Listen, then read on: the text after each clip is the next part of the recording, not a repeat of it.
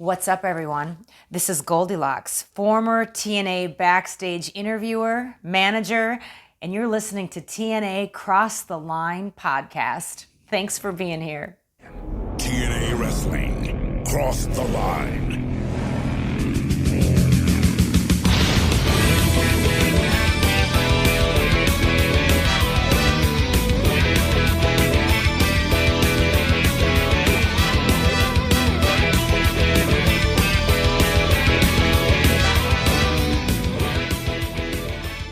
And we're back with episode 16 of the TNA Cross the Line podcast. I'm Bob Colling Jr.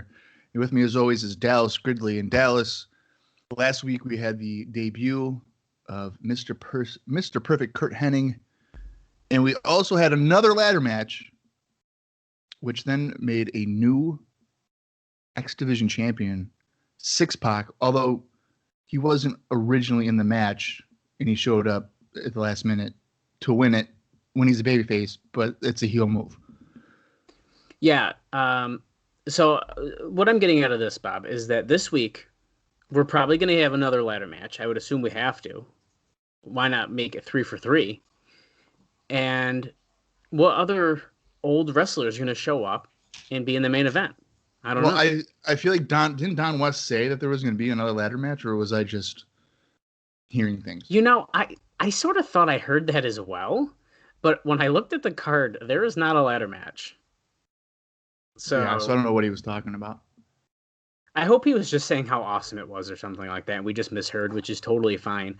I mean, we honestly miss stuff all the time. I'll go back and when I'm doing the social stuff, and I'm like, oh, we asked each other that on the podcast, but because we were talking to each other, we'll miss them being like, oh, this happened, or just like little stuff, nothing really super important.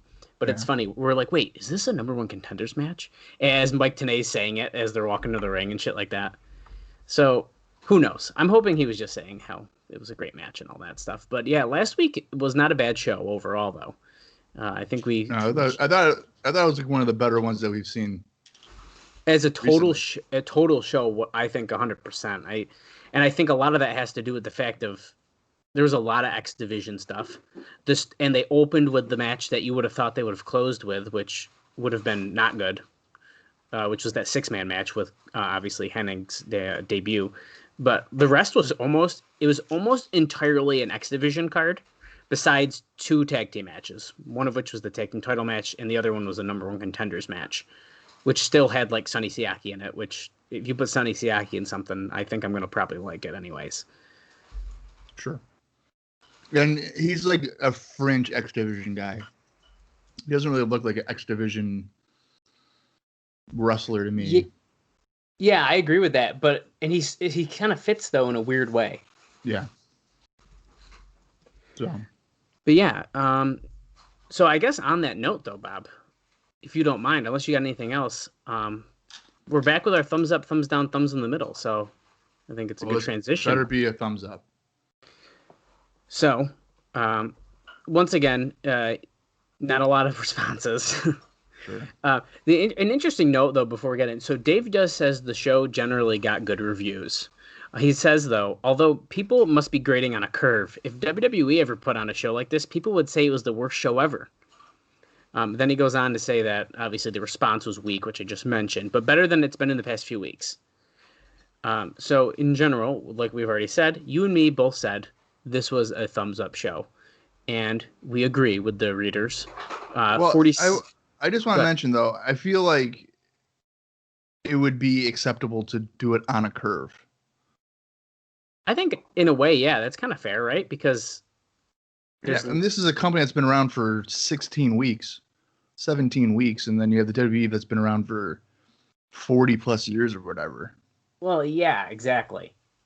So I think it's pretty fair to do that as well. But yeah, so luckily they weren't too crazy this week though. 73% of them, or 46 people, gave it a thumbs up, which is definitely, I think that many people total voted in the whole thing in the past few weeks. Yeah. Now that being said, not a lot of other people voted. 19% or 12 people gave it a thumbs down, and 5 or 8% gave it a thumbs in the middle.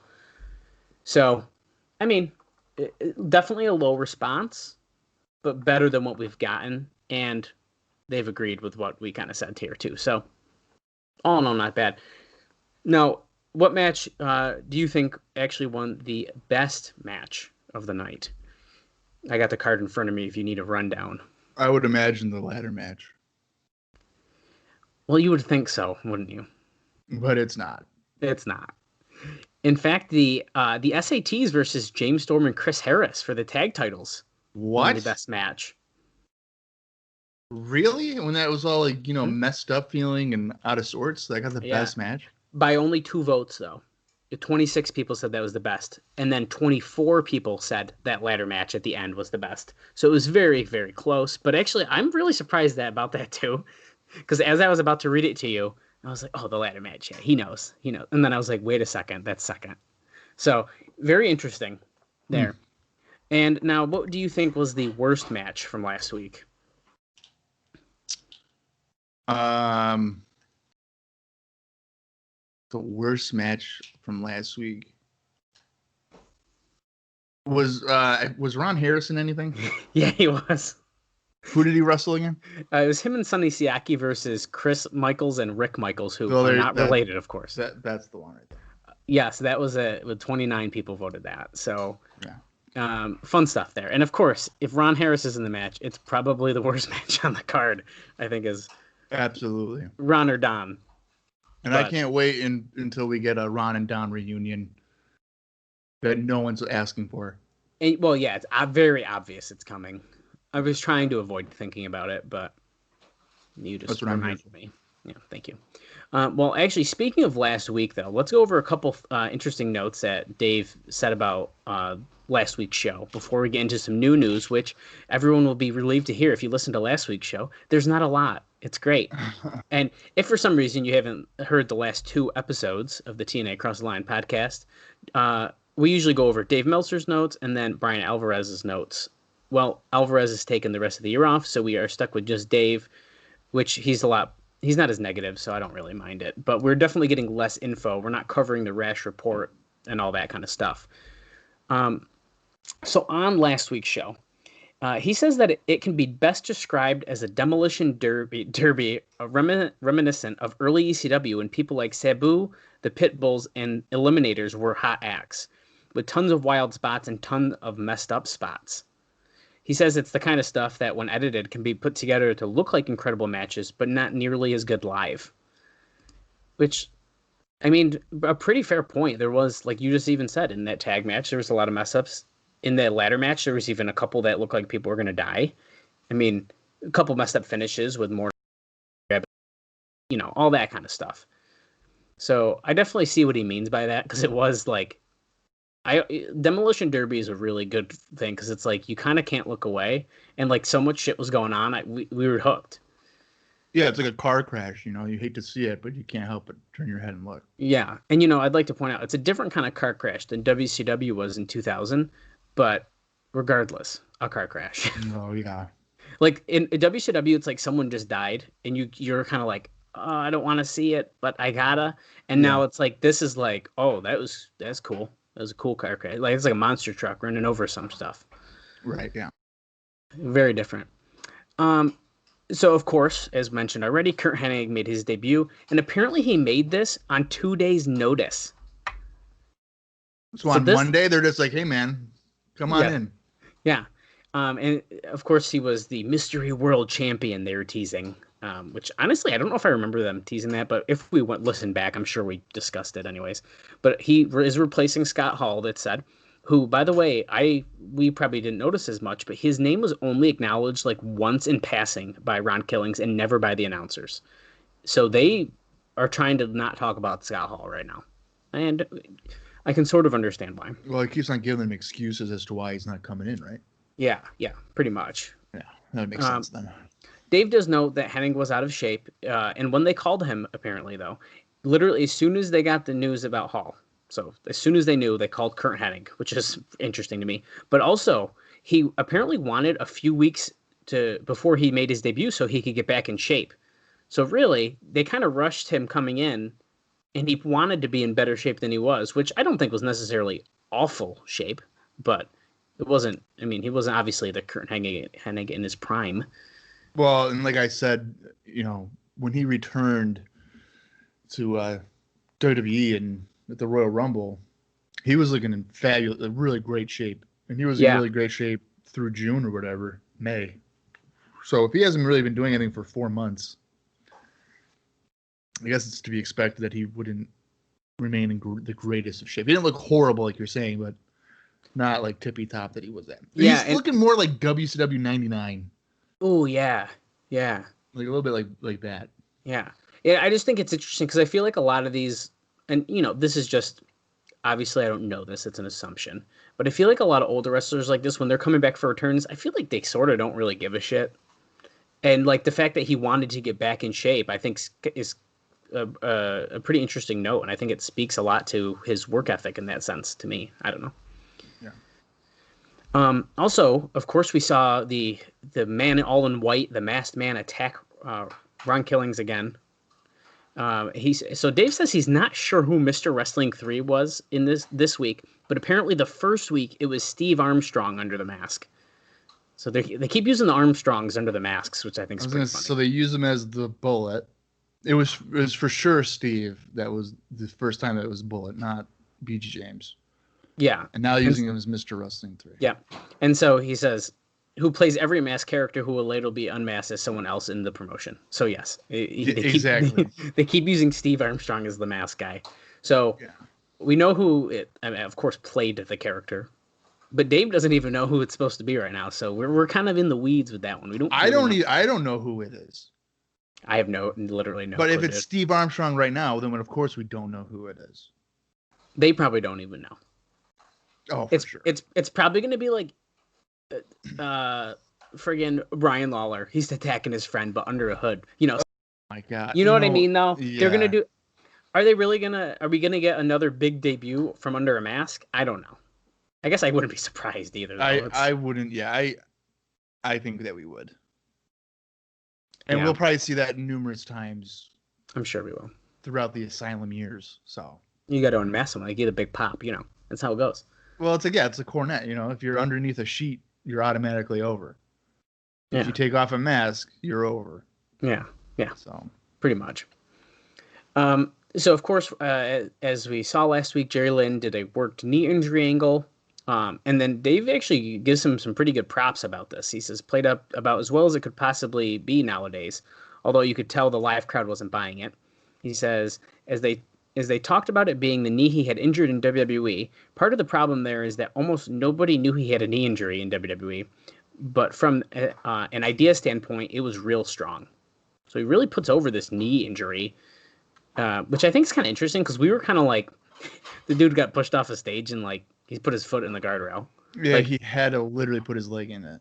They could have done it. I think they could have done it better, but needless to say, he gives him some props for it. And I mean, his like selling of the injury was good. I think it was the execution of the angle that wasn't super strong in a sense. Yeah, I would agree with that. No, and also I'd like to point out, Dave is correct. I didn't know he had a knee injury in WWE. I had no idea. So, I mean, I'm one of those. I didn't really. I knew he got released, but I didn't really remember that it was when he was injured. Yeah. So, which is, I think, is a bullshit thing to do anyway. If a guy is injured, at least wait until the guy's healthy, and then you can cut him. Yeah, I agree. If you're gonna be like that, but so as you already mentioned too, of course, we had Syxx-Pac running up the ladder, grabbing the title. So he mentions here, even though that it was a babyface stealing the win from a heel, the crowd groaned at the finish because it came across like these guys worked their asses off to win and some guy backdoored into the title, which I think is fucking spot on. Yep. Because that's literally... I kind of took it as a heel turn by Syxx. And I could see why you would say that. Because, like, he didn't wrestle the whole match, and they literally were destroying each other. And you could... I mean, the people in the match, it was all, like, younger guys. And they're all... we had Kid Cash, Joel Maximo, Jose Maximo, Ace Steel, Tony Mamaluke, AJ Styles, all young talent, and fucking Syxx-Pac runs in and grabs the belt. It's like, God damn it. If I were those guys, I'd be pissed. Yeah. and like super disappointed that I'm out there almost breaking my neck, and then all Syxx has to do is climb up a ladder and take the belt, and he wins it. Well, and mind you, most of these people have been kicking ass for 17 weeks, or almost 17 weeks, and Syxx-Pac has been here for about 3. Yeah. And here's the belt. Okay. I don't know. Yeah. I see. It doesn't work for me. Yeah, me either. I can't even make an excuse. I mean, I understand why they did it, because obviously Syxx-Pac is the biggest name. Yes. Of the bunch, but you're kind of alienating your talent. Well, that, and people are starting to watch TNA at this point because they're hearing about the X Division. And not saying Syxx is not good. I'm a fan of Syxx-Pac. I like him a lot. I am as well. Yeah. But you go and you're like, I want to see Loki and AJ Styles. And they're like, here's Syxx-Pac. It's like, well, I saw Syxx-Pac before. I want to see the new guys. Well, and I think I'd be fine with it if Syxx was, doing... If Syxx was in the match originally, yep, and did all that, was at least wrestling throughout, I'd be fine with it. But having him just run out and take the belt, yeah, it's a little annoying. And he also mentions, a lot of the missed spots in this match were blamed on lack of preparation time. He mentions, except for Styles, all the guys in the match had other longer matches earlier in the show and had to set them up. The latter matches require more setup time than just a usual match, and a lot of it was being done on the fly. Luckily, though, only one injury came out of the match, out of all the crazy shit they did, and that was when Jose Maximo apparently suffered a knee injury in one of the crazy bumps that he took. Wow. So, actually, I guess I didn't think too hard of, like, oh, someone definitely got injured in this, but, like, some of the stuff they were doing was pretty strong stuff. I'm surprised there hasn't been more broken necks. That's a good point. I mean, these guys are doing sunset flip power bombs and yeah, backdrops over the top onto a ladder. Like crazy pile drivers and all sorts of stuff. Yeah. Like, I don't know how these people are not, like, I know a lot of them are crippled, but you would think a lot more would be. And crippled in worse ways, I guess, too. Like, literally not. Well, there's kind of like a level of irony to me. Like, Lex Luger was like a cripple. Yeah, I mean, I think he's still in a wheelchair, I'm pretty sure. He might be walking on his own a little bit, but yeah, he's definitely not the total package anymore. But that guy, compared to a lot of people, did nothing in the ring. No, it's a really good point. And then he had a spinal shock or whatever. Then I know that's different than anything in ring, but yeah, you have all these guys doing insane flips and they're maybe banged up, but not in his type of condition. Yeah, I mean, AJ Styles is still wrestling. I'm pretty impressed with how he's still wrestling 20 years after this. Right. Almost 20 years. So, I mean, I think that just shows you he's been doing crazy shit for his entire career, and he's still going. Yeah. No, absolutely. Well, moving on here, we got some new updates to get into that are pretty interesting and fun. I'll say this note first, just because it's at the very bottom, and I'll probably forget about it if I don't say it now. This is a really weird comment, but it was in the TNA section of the Observer, so I'm going to bring it up. Apparently, it said that Mike Awesome is likely headed in when his WWE contract expires. So, do we know when it expires? It is not said here. Dude, I'm all about Mike Awesome. Mike Awesome would be a great addition to TNA. I really like Mike Awesome too. So, pretty cool note there. But I want to make sure I did not forget that note because it's at the very bottom of my page, and I have to scroll back up to the top now. And we have to talk. I think that'd be great. That'd be great. Yeah. Well, why not? Hopefully it actually happens because I'll be honest, I don't know if he actually comes in or not. So I'm really hoping he does because I have no idea. Well, I mean, it all depends on when his contract runs out. I'm sure that won't be the last time we've heard it. We're going to hear about it though, because we heard about Mike Sanders and all those people. Yeah. Every few letters we'd hear about him again. So I think we'll hear about Mike Awesome again soon. Yeah. And I know right now in WWE, he's done pretty much nothing. He had a brief thing with the Invasion, and I think he got hurt. And around this time, he's mostly just wrestling on Velocity. Oh, that's so shitty. And I remember when as a young teenager watching Velocity, I'd see like Mike Awesome against Bill DeMott, and I'd be like, fuck yeah, Mike Awesome doing his big splash or whatever. Yeah. So I think he'd be a great fit. He was horribly used in WCW. There's a lot of people that were in WCW or in TNA maybe that would come to life again, but I don't know. We'll see. We'll see what happens. So in the beginning of the newsletter this week, not even in the TNA section, Dave had a whole section of addressing some problems from a year ago, and it was this huge list.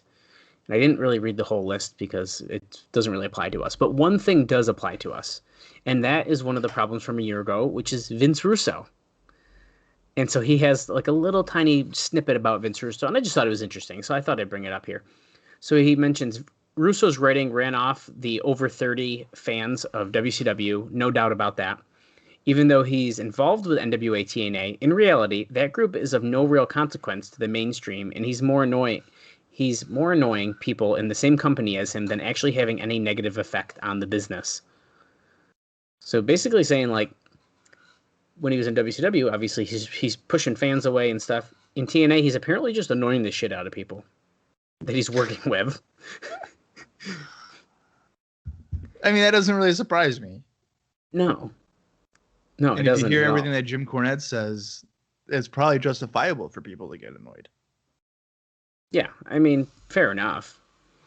And we'll get back to Russo in just a moment as well, because actually it's one of the more interesting notes that we have. But before that, of course, last week already? Jeez, the 10-9 show. Of course, as we know, we drew one of the biggest crowds we've had. I think it is the company's biggest crowd, 1,400. Of course, we knew it was significantly papered. And as we also knew, the lure was Chris Rock filming a movie after the show ended. So I got a little info on what he was filming, and I thought this was kind of fun. Of course, I've never seen the movie that he's on. I can't even remember the name of it. It was a Head of State or whatever? Yeah, something like that, yeah. Yeah. So apparently Chris Rock is doing a movie where he plays the first African-American president of the United States.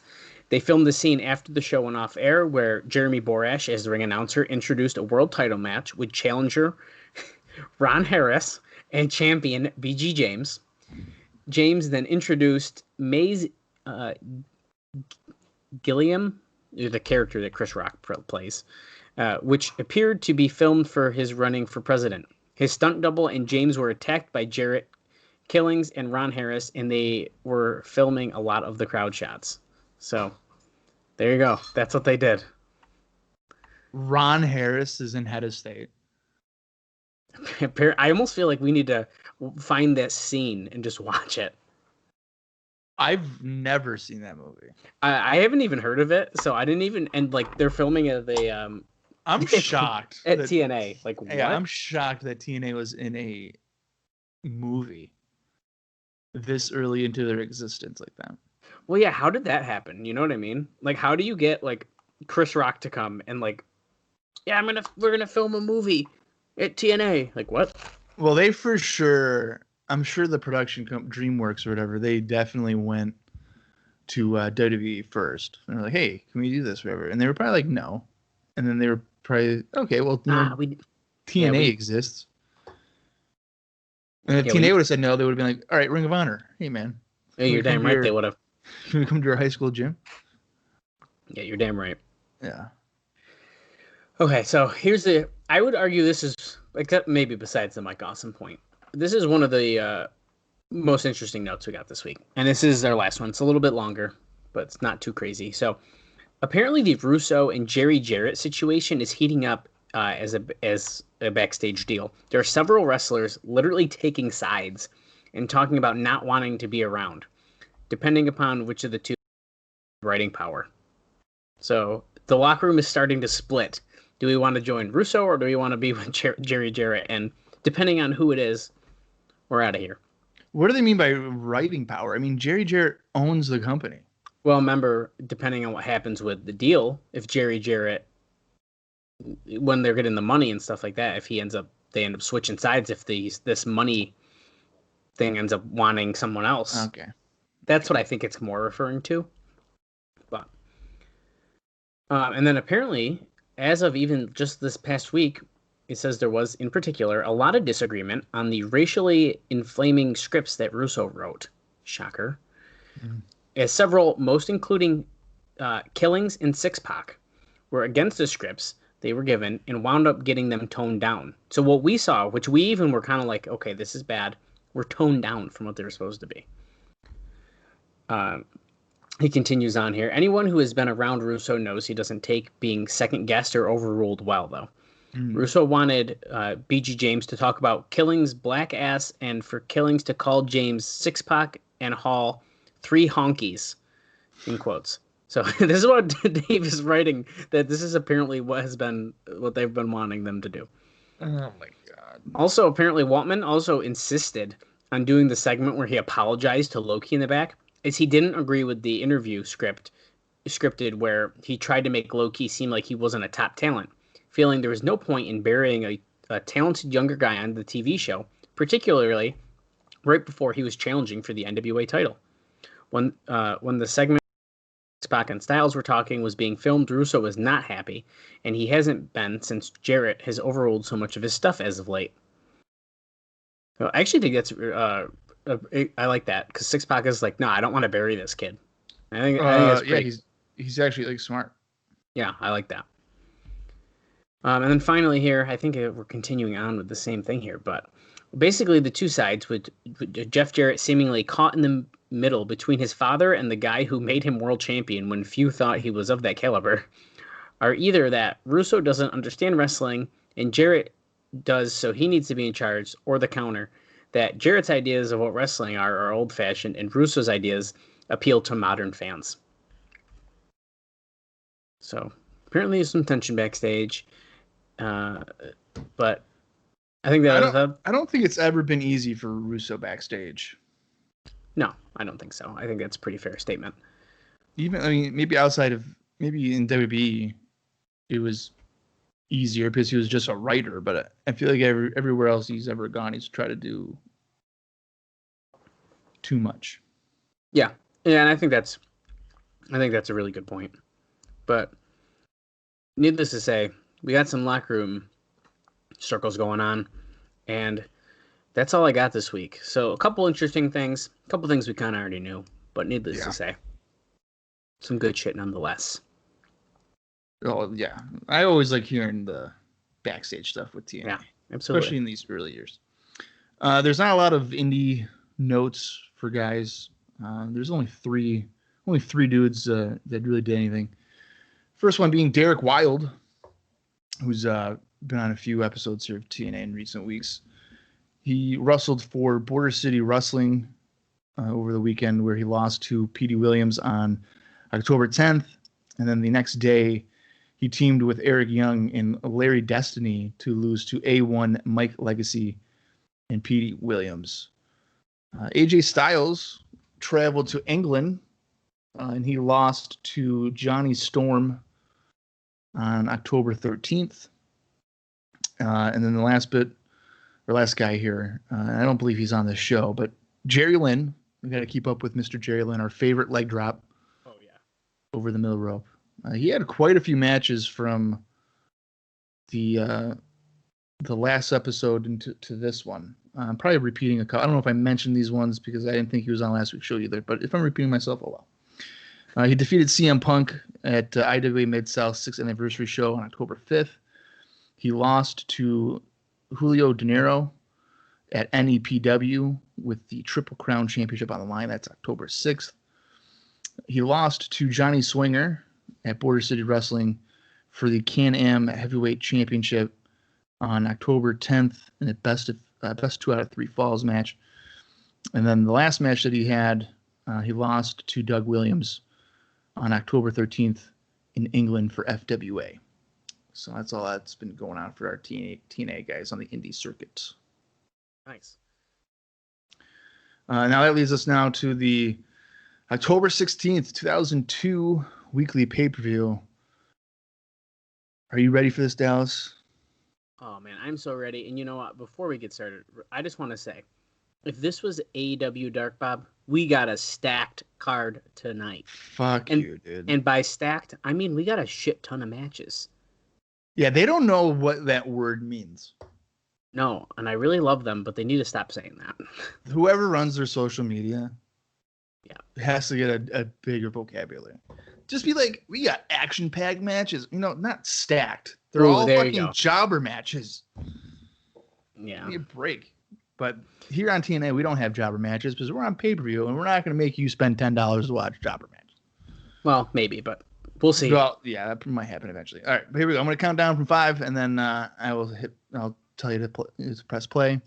Impact Plus is your friend. Hopefully, there's nothing racial T-shirts that they cut out like they did several weeks ago, or maybe you have it in your collection and you can just watch along with us there. 5, 4, 3, 2, 1, play. All right, Bob. Before they show the crowd, I need you to guess right now how many people are in the crowd tonight. I'm gonna say 600. Well, I'm going to let it show it first before I say. I want to know if we can tell how many are there. I'd also like to point out we have no dark matches today.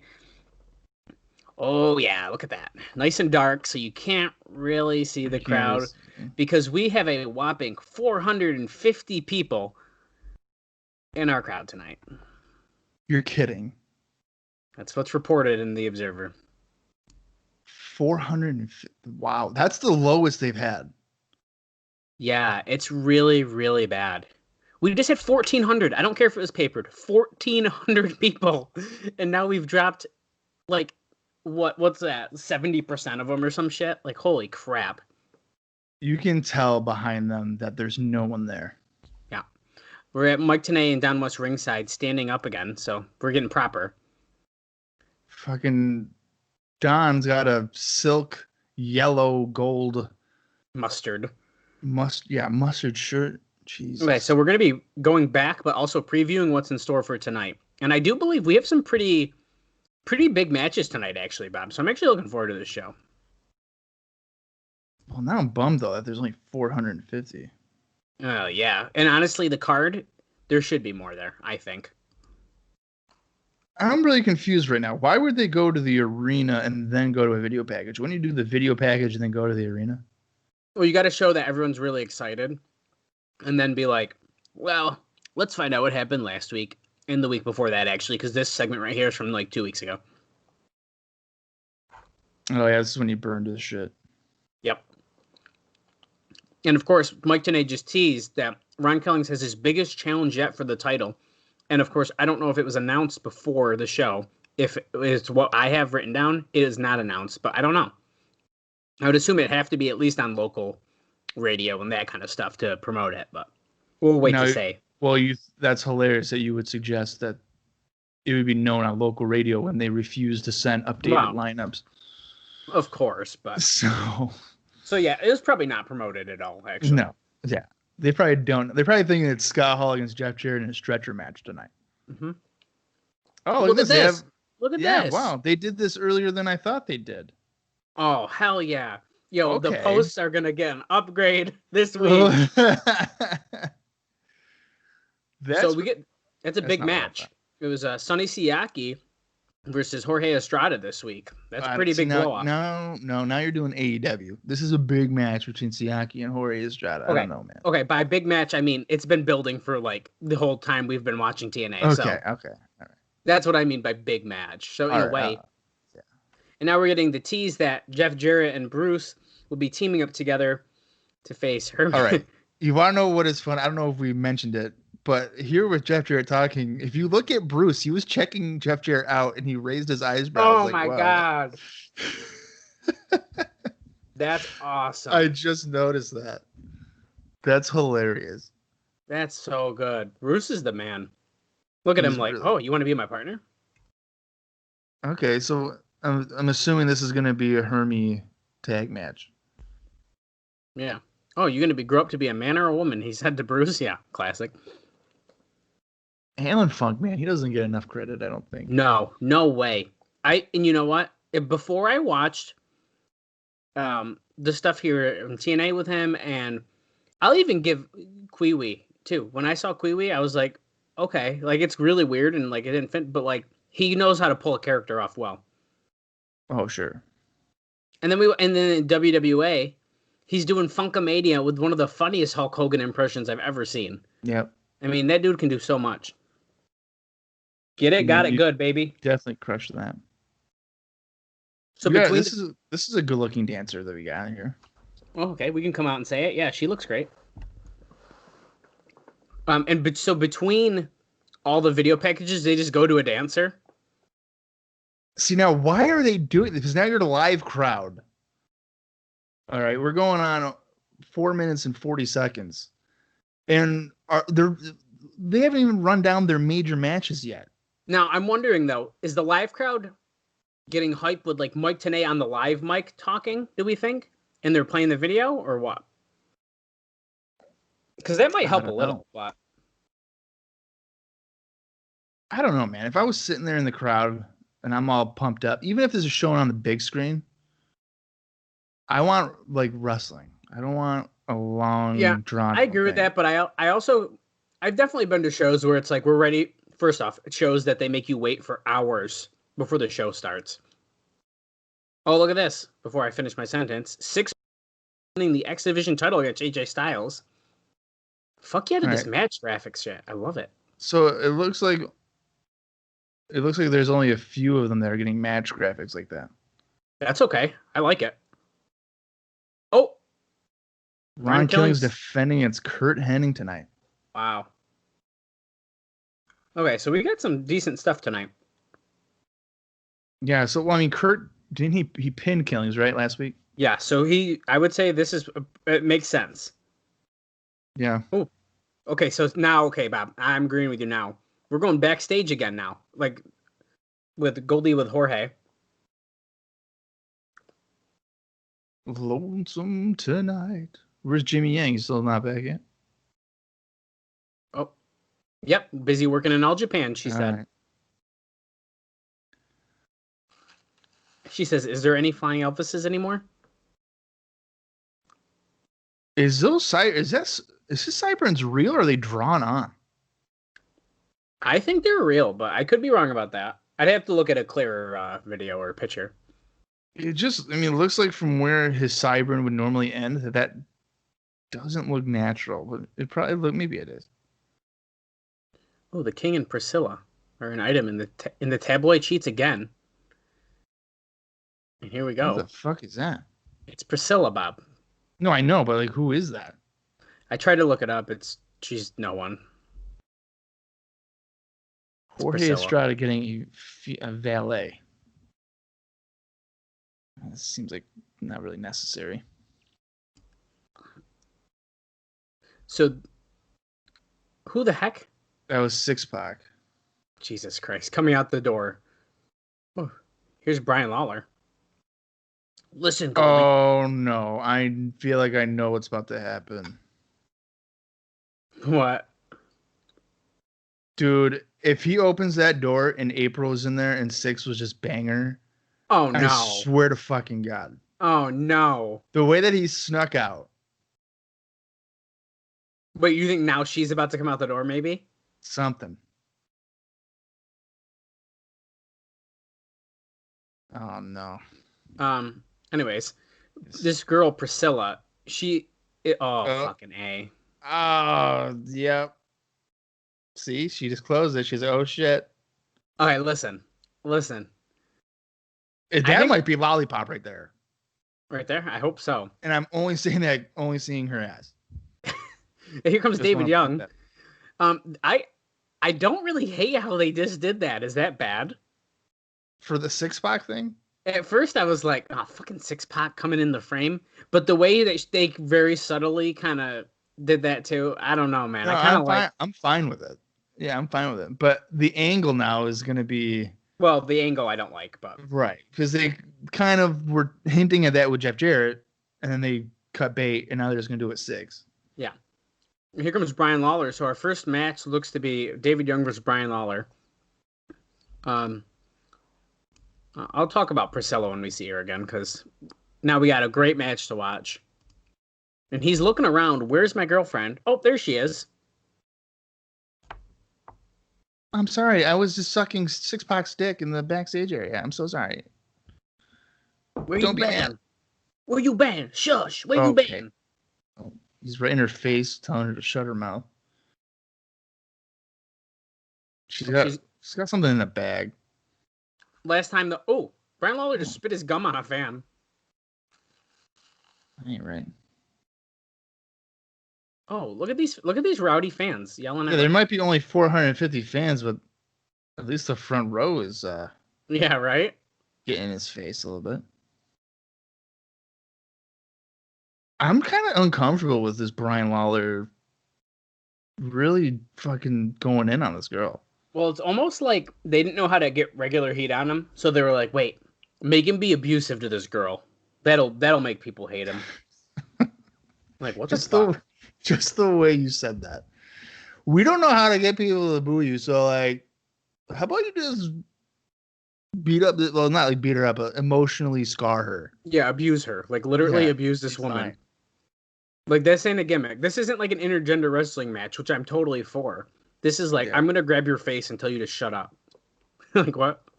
This is such a weird match to start off with. Well, yeah. What the fuck? What is this? Brian Lawler against David Young. David Young, who had Bobcat, right? What was her name? Yep. Back in the day. Yeah, back in like week 2. You literally. And they bailed on her. So now he's like a resident jobber. Yeah, we had the budget cuts. That's right. Oh, no, well, TNA just mentioned it. I was kind of hoping for a more exciting way to start off the show. Well, now we're on the theme of like, let's get the people that we know people don't really want to see wrestle on the beginning of the show. And we're hopefully going to end it with some people you want to see. What the? Oh my God. That was such a forced way of doing that. And the way that he's making a face after having his head in her crotch is making it look like as if she has a smelly crotch. And he's like drinking water as if he literally just went down on her. He literally set his face in her crotch after getting like knocked out of the ring. Yeah, this is just kind of weird. It was like, bro, listen, when you go out there, David Young's gonna throw you over the top, bro, and your face is gonna fall right in between the legs, bro. And then you're gonna be like, that's so gross, and I'm gonna need some water. And then he just like jumped over the top rope and clipped himself. And oh my God, please. Oh, fuck. David Young rolled him up. I thought he was going to pin him. There's no way David Young's winning this. No way, but I like the idea of it because it sounds funny. Yeah. Oh, he misses a clothesline, and then there's the weakest looking super kick in modern history by Brian Lawler. Here's April ringside once again. Brian Lawler's like, oh, he's grabbing his crotch. That's Slim J's gimmick. Yeah, actually, that's a good point. Where is he? That's fucked up. Bring him back. We want Slim J. He was fun when we saw him. A little too much of Eminem for me, but yeah, but he's a good wrestler. I enjoyed watching him. I like how when you said he randomly returned in like 2011 for a house show. Yeah, makes no sense.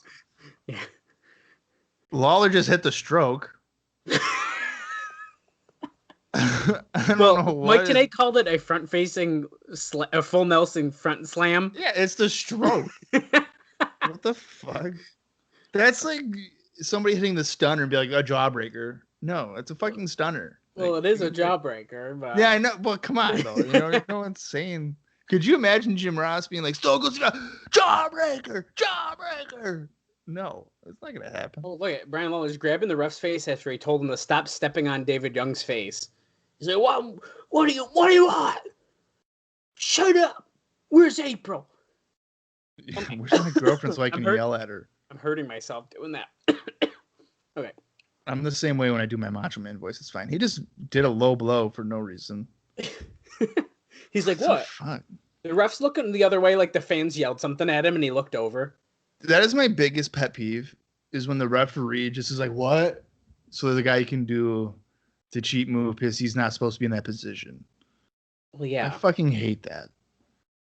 I like it better, like the referees who like ignore you, like the ones who, you know, do like a count out in a triple threat match, and you were yelling at him in the front row, like there's not count outs in triple threat matches, and we keep. Oh yeah. And then the ref Right. had to come over and be like, I'm just doing my job. Yeah, and then the booker comments on Facebook saying, "It's my promotion. I'll do what I want." Yeah. I was like, okay, man. Okay. Hey, a David DDT. Young with the Wow. Jake Roberts DDT twice, And look at Lawler just stands right up. 3 times. Okay, we're killing the DDT tonight. In case it wasn't already dead enough. Yeah, I hope Jake Roberts doesn't come out and try to hit a DDT on somebody. 3 DDTs, like he just did the 3 amigos, but DDT style. Yeah, essentially. Because Lawler kept getting up. Oh, he's calling Yeah. for a 450. No, see, I feel like he doesn't know what he's talking about. That's what the signal is for the 450, but he's doing the moonsault here. And he missed. Well, Lawler should have rolled a little bit further because I think his hands caught him, so he could have sold that, and TNA would have been like, well, he didn't get all of it. He grazed him. Oh, what's this? What's that? Oh, the Oh, glasses. it's goggles. Wait, he's bringing those back? I thought he's not using those anymore. I thought he was a heel. Here we go. He's setting up for the Tennessee Jam. The hip hop drop. There you go. Goggles in place, baby. What the fuck, Mike TNA? He just called it the hip hop drop too. You're welcome. They changed it again. I'm telling you. You know what would be what a really good gimmick would have been is if he got the goggles and then he put them on, but someone had blackened them out so you couldn't see.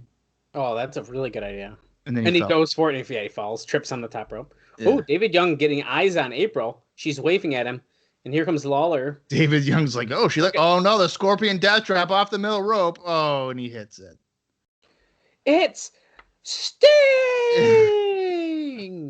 And Brian Lawler wins with literally, as Bob called it, a Scorpion Death Drop off the second rope. Well, that wasn't very good. That was a really bad opener after 10 minutes of video packages. Yeah. That's not good.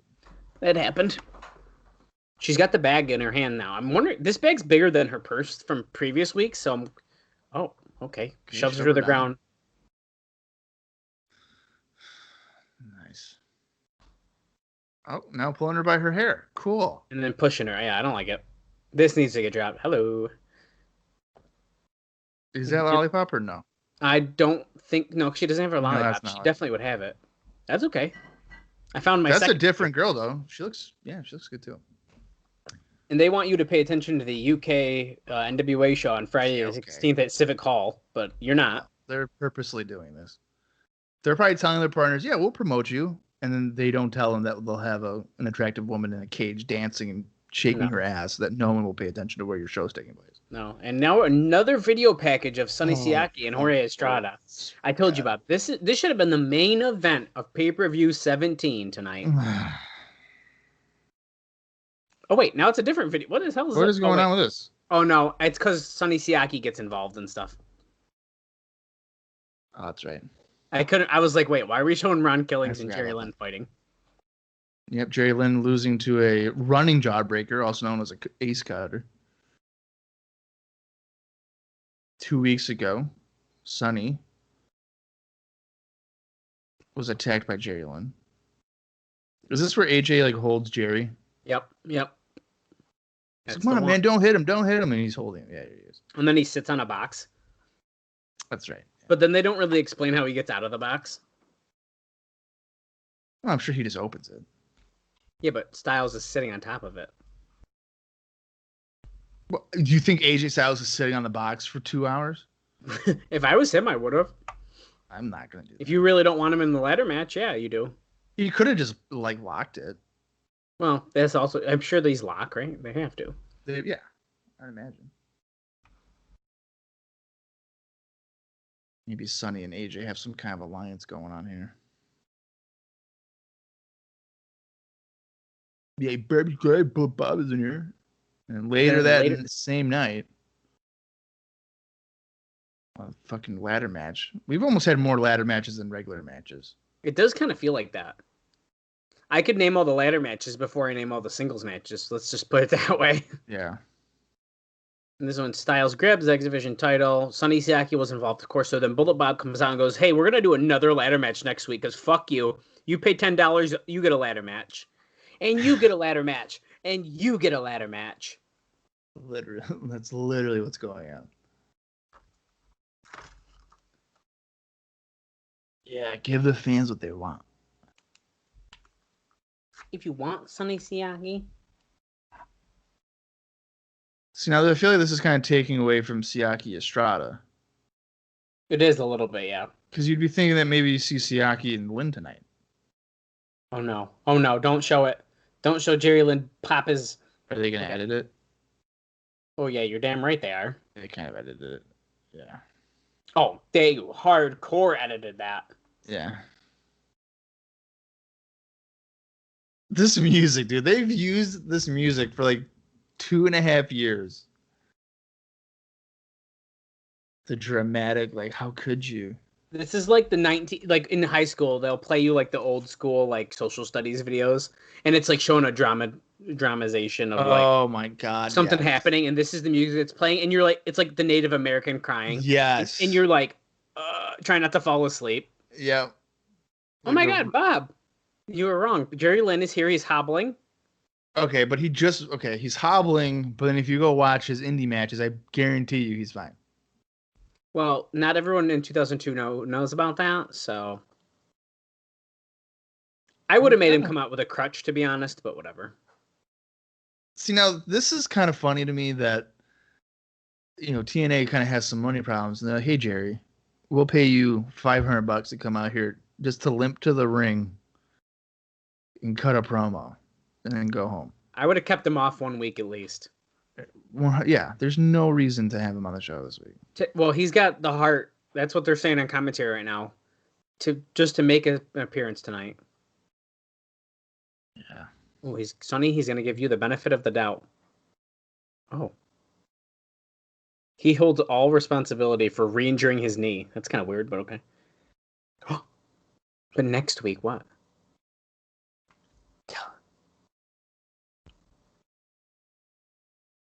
Wait, he's going to be healed next week? So there goes... Okay, that's a quick recovery from a knee injury.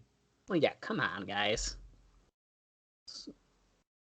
I had reconstructive knee surgery and you re-injured me, but goddamn, if you give me 6 more days. I like what he just said. I bought and sold something. And I said I forgot because you're making me laugh. But for 14 years, I bought and sold people like you, something like that.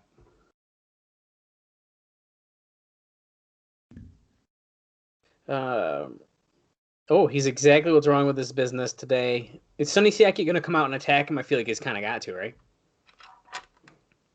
I don't know. Look at the intensity in his eyes. Jerry does look kind of different this week. He's pissed. Oh, what is this guy, Roddy Piper? Yeah, he needs reality check. And Sonny, let me tell you something, brother. Okay, so Jerry Lynn just injured his knee, and he's going to fight a match in 2 weeks. Well, 2 weeks from the injury. Right. Against Sonny Siaki. Okay. I believe he's real hurt then. Oh. Here comes Sonny Siaki's music. Jerry must not have thought this through. Oh, yeah, looking fucking shredded. Dude, Sonny Siaki is a goddamn star waiting to happen. He's still waiting, unfortunately. Yeah. Well, I mean, he's the one that donated his, like, yes. kidney or whatever. Yeah, well, yes. So he stopped wrestling for good reason, but... Yeah. Oh, he's talking to the third person. Sonny Siaki respects no one.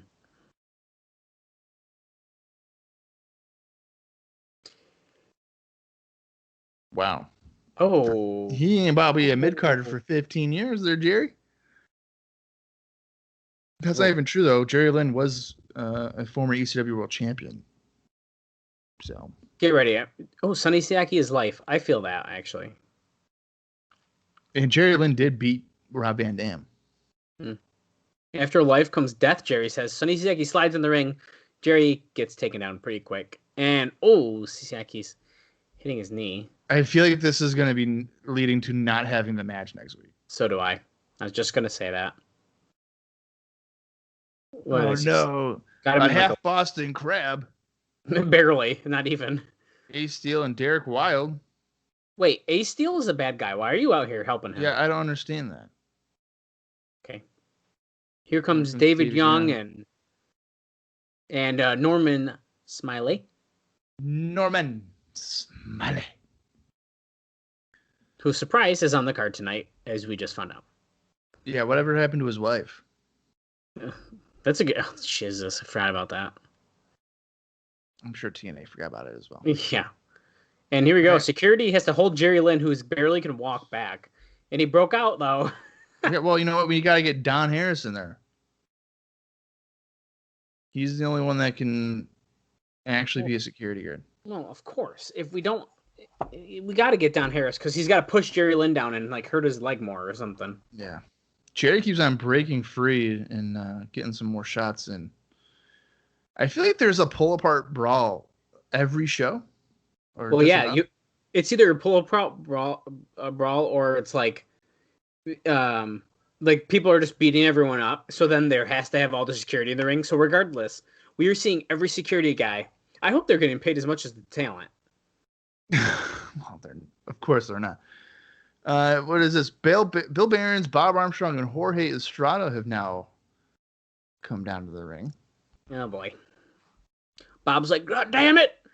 Damn it! You want a ladder match? You want... Okay, oh, there's Don. Don just shoved Sonny Siaki out of there. Oh, look. Listen, you teamed with my brother, and you lost, okay? And you don't let the Harris brothers lose. So you're out of here, pal. If Don Harris isn't everyone's uncle who thinks he's like the strong man because he's a security guard, I don't know who he is. That's a very good comparison or analogy. So we're definitely getting a ladder match between Jerry Lynn and Sonny Siaki. Don't even joke. Because it's not. It's going to be a ladder match with Jerry Lynn, Siaki, Derek Wilde, Ace Steel. Oh, sit-down interview with Sean Waltman. Oh. Who looks like China with his hair from behind. It's kind of weird. Oh, my God. Mike is probably asking, hey, so how many girls here have you had sex with? And then Sean Waltman's going to be like, April. Look how close they're sitting. Their knees are like on top of each other. Yeah, they are. It's very uncomfortable. Today, it's not World Wrestling Federation anymore. It's World Wrestling Entertainment. It's a lawsuit waiting to happen. Well, yeah. Well, yeah, you were X Division before there was X Division. Well, thanks, Mike. What the fuck is Tanay talking about? Waltman had matches with like Jerry Lynn in the GWF that would have been X Division before X Division. Wow, how come we're not giving Jerry Lynn that credit? Because he's not Sean Waltman. X for extreme, X for a lot of reasons, as we all know. X is really just for a second. He couldn't think. He was like, for a lot of reasons, there's X, and then there's like other stuff too. He had no depth to what he was talking about. He's like, so what's the X Division is for me is something about pound for pound, all the wrestlers in the world today. Yeah, the best wrestlers pound for pound. Oh yes, you were in the NWO. You were in the you were in the Outsiders, which is pretty much still the NWO, but right. DX. Do you think at this point in your career that you can achieve that level of success and that you can have that kind of impact you had here? I feel like when you just climb up a ladder and you win the championship after doing nothing, you probably can. Yeah, you can definitely have that kind of impact. You don't do anything. Well, stirring up shit in the locker room. Don't sleep with people's girlfriends. Yeah, what the fuck?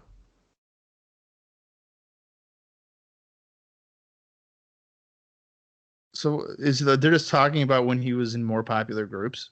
Yeah, and like changing wrestling and like... Hey fans, this guy was part of the NWO, and that was cool 5-6 years ago. And then he was part of DX. Remember that? That was even cooler like 4 years ago. But now he's here. Can you be cool here too? Yeah, can we continue the trend of being cool here? Can you and two other washed up WCW, WWF guys be cool? Can we all do that? What's Billy Gunn's phone number? Because we have you, we have Road Dogg. We just need Billy. Triple H and Shawn probably not gonna be able to get him. We have Scott Hall. We can make our own fucking group. Pretty much.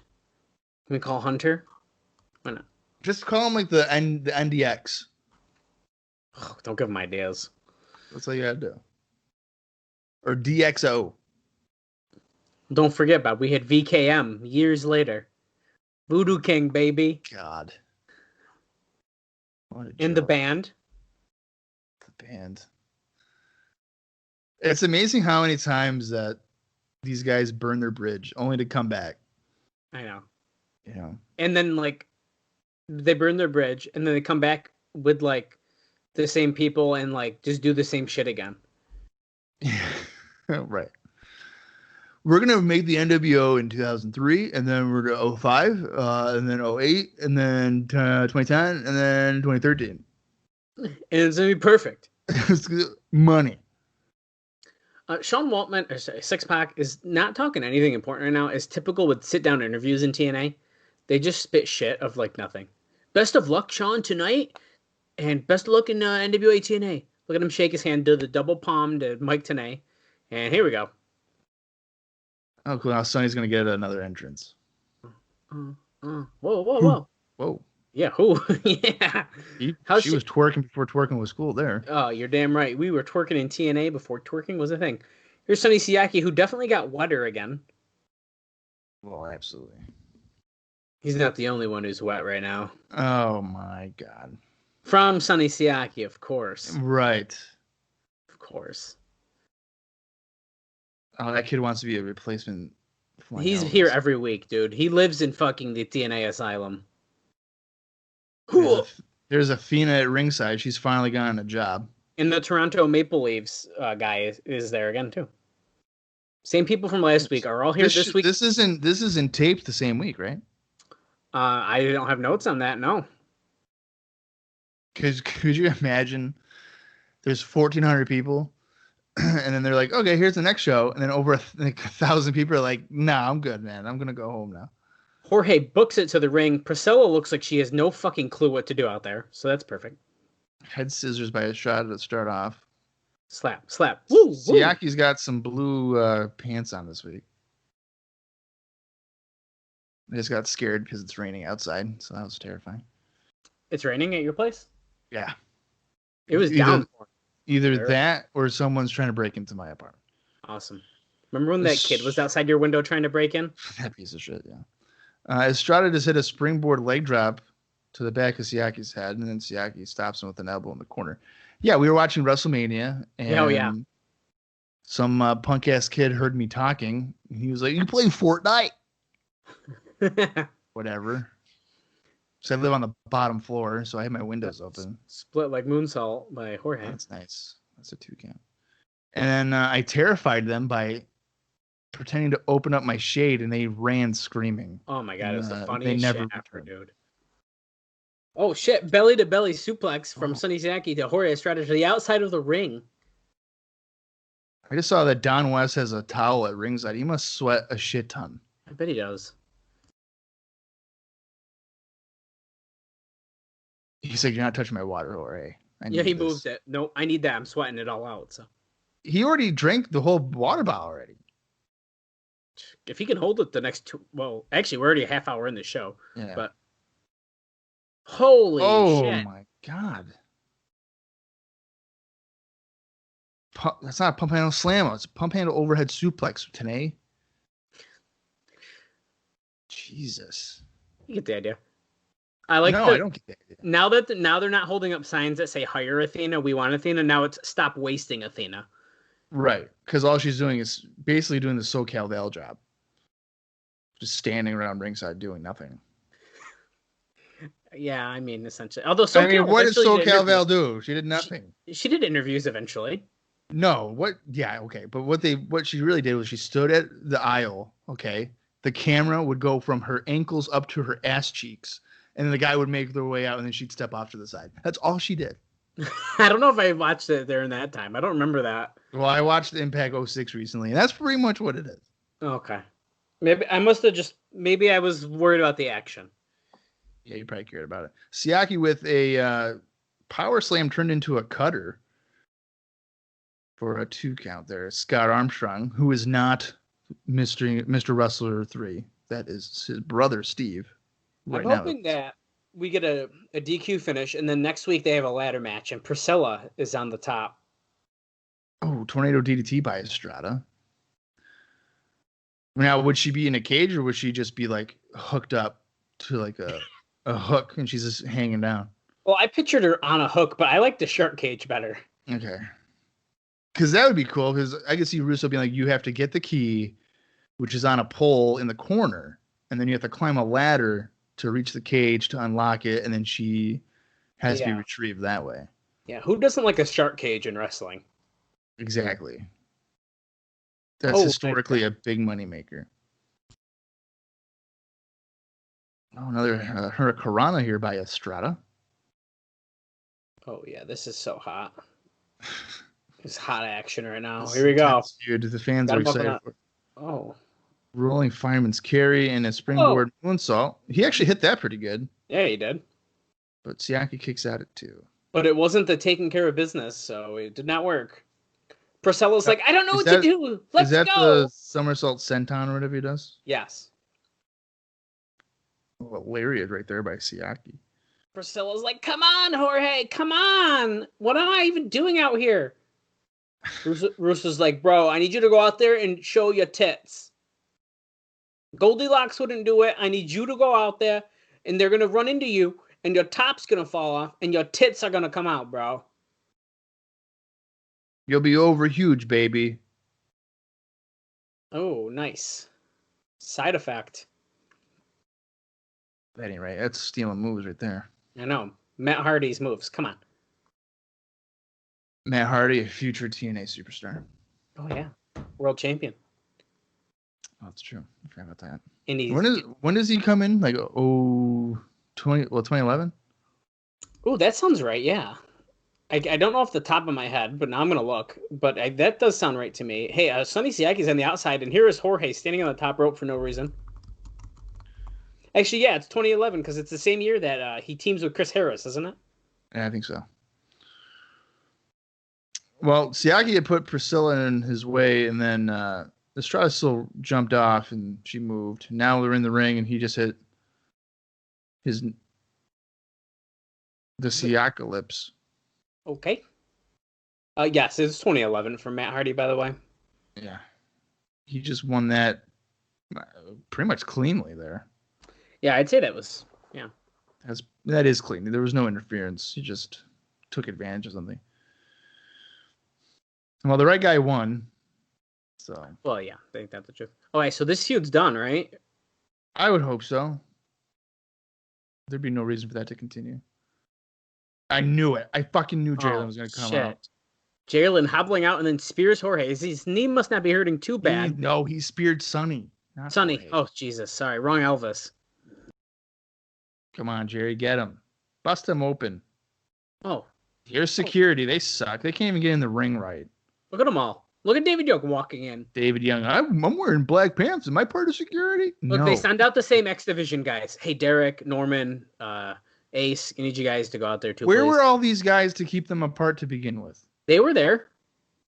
No, it's not about like backstage. Oh, well. Here's Bob Armstrong again.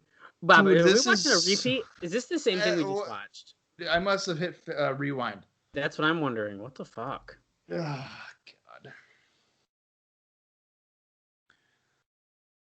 Okay, great. Jerry and Sonny just keep on punching each other. Referees are just throwing their arms up like, no, stop.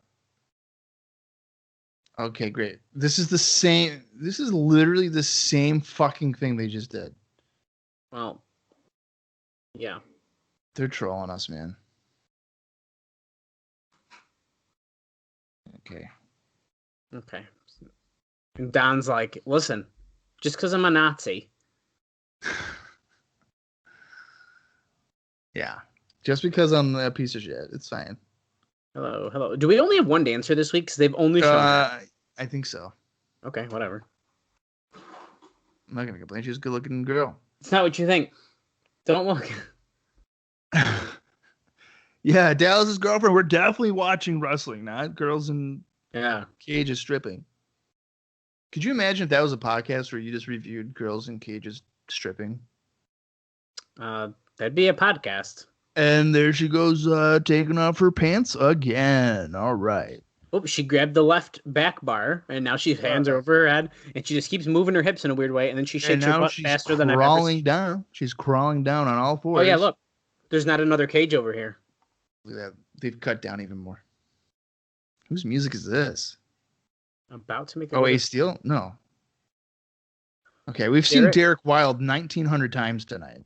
Well, here he is, Derek Wilde. The fans are probably like, dude, we've seen you already. You can't stop people from fighting. Why am I supposed to believe in you as a wrestler? Whipper Watson Jr. is his trainer? Who the fuck is that? I was just going to say, dude, I literally don't know who that is. He just ran the ropes and tried to hook the ropes and almost botched that. Nice. Look at the face. Here's Ace Steel from Chicago. See, now, this doesn't make any sense to me either, because he ran to the ring, no problem. He didn't make no weird faces, and now he's doing his entrance. He's like, I'm crazy. Well, now he's mean. He was in character when he was helping. Interesting. Mortimer Plumtree is with Ace Now he's Steel. running the rope, too. Let's see. Ace Steel actually wrestled in 2019, so he's still sort of going. I mean, I think he's largely a trainer, isn't he? Is he a trainer for NXT? Oh, is he? I don't know. I feel like he was at least a guest trainer. Oh, wait. Hold on. This isn't his real Twitter. Is this for real? I could have been tagging him this whole time. Hold on. About to find out for you.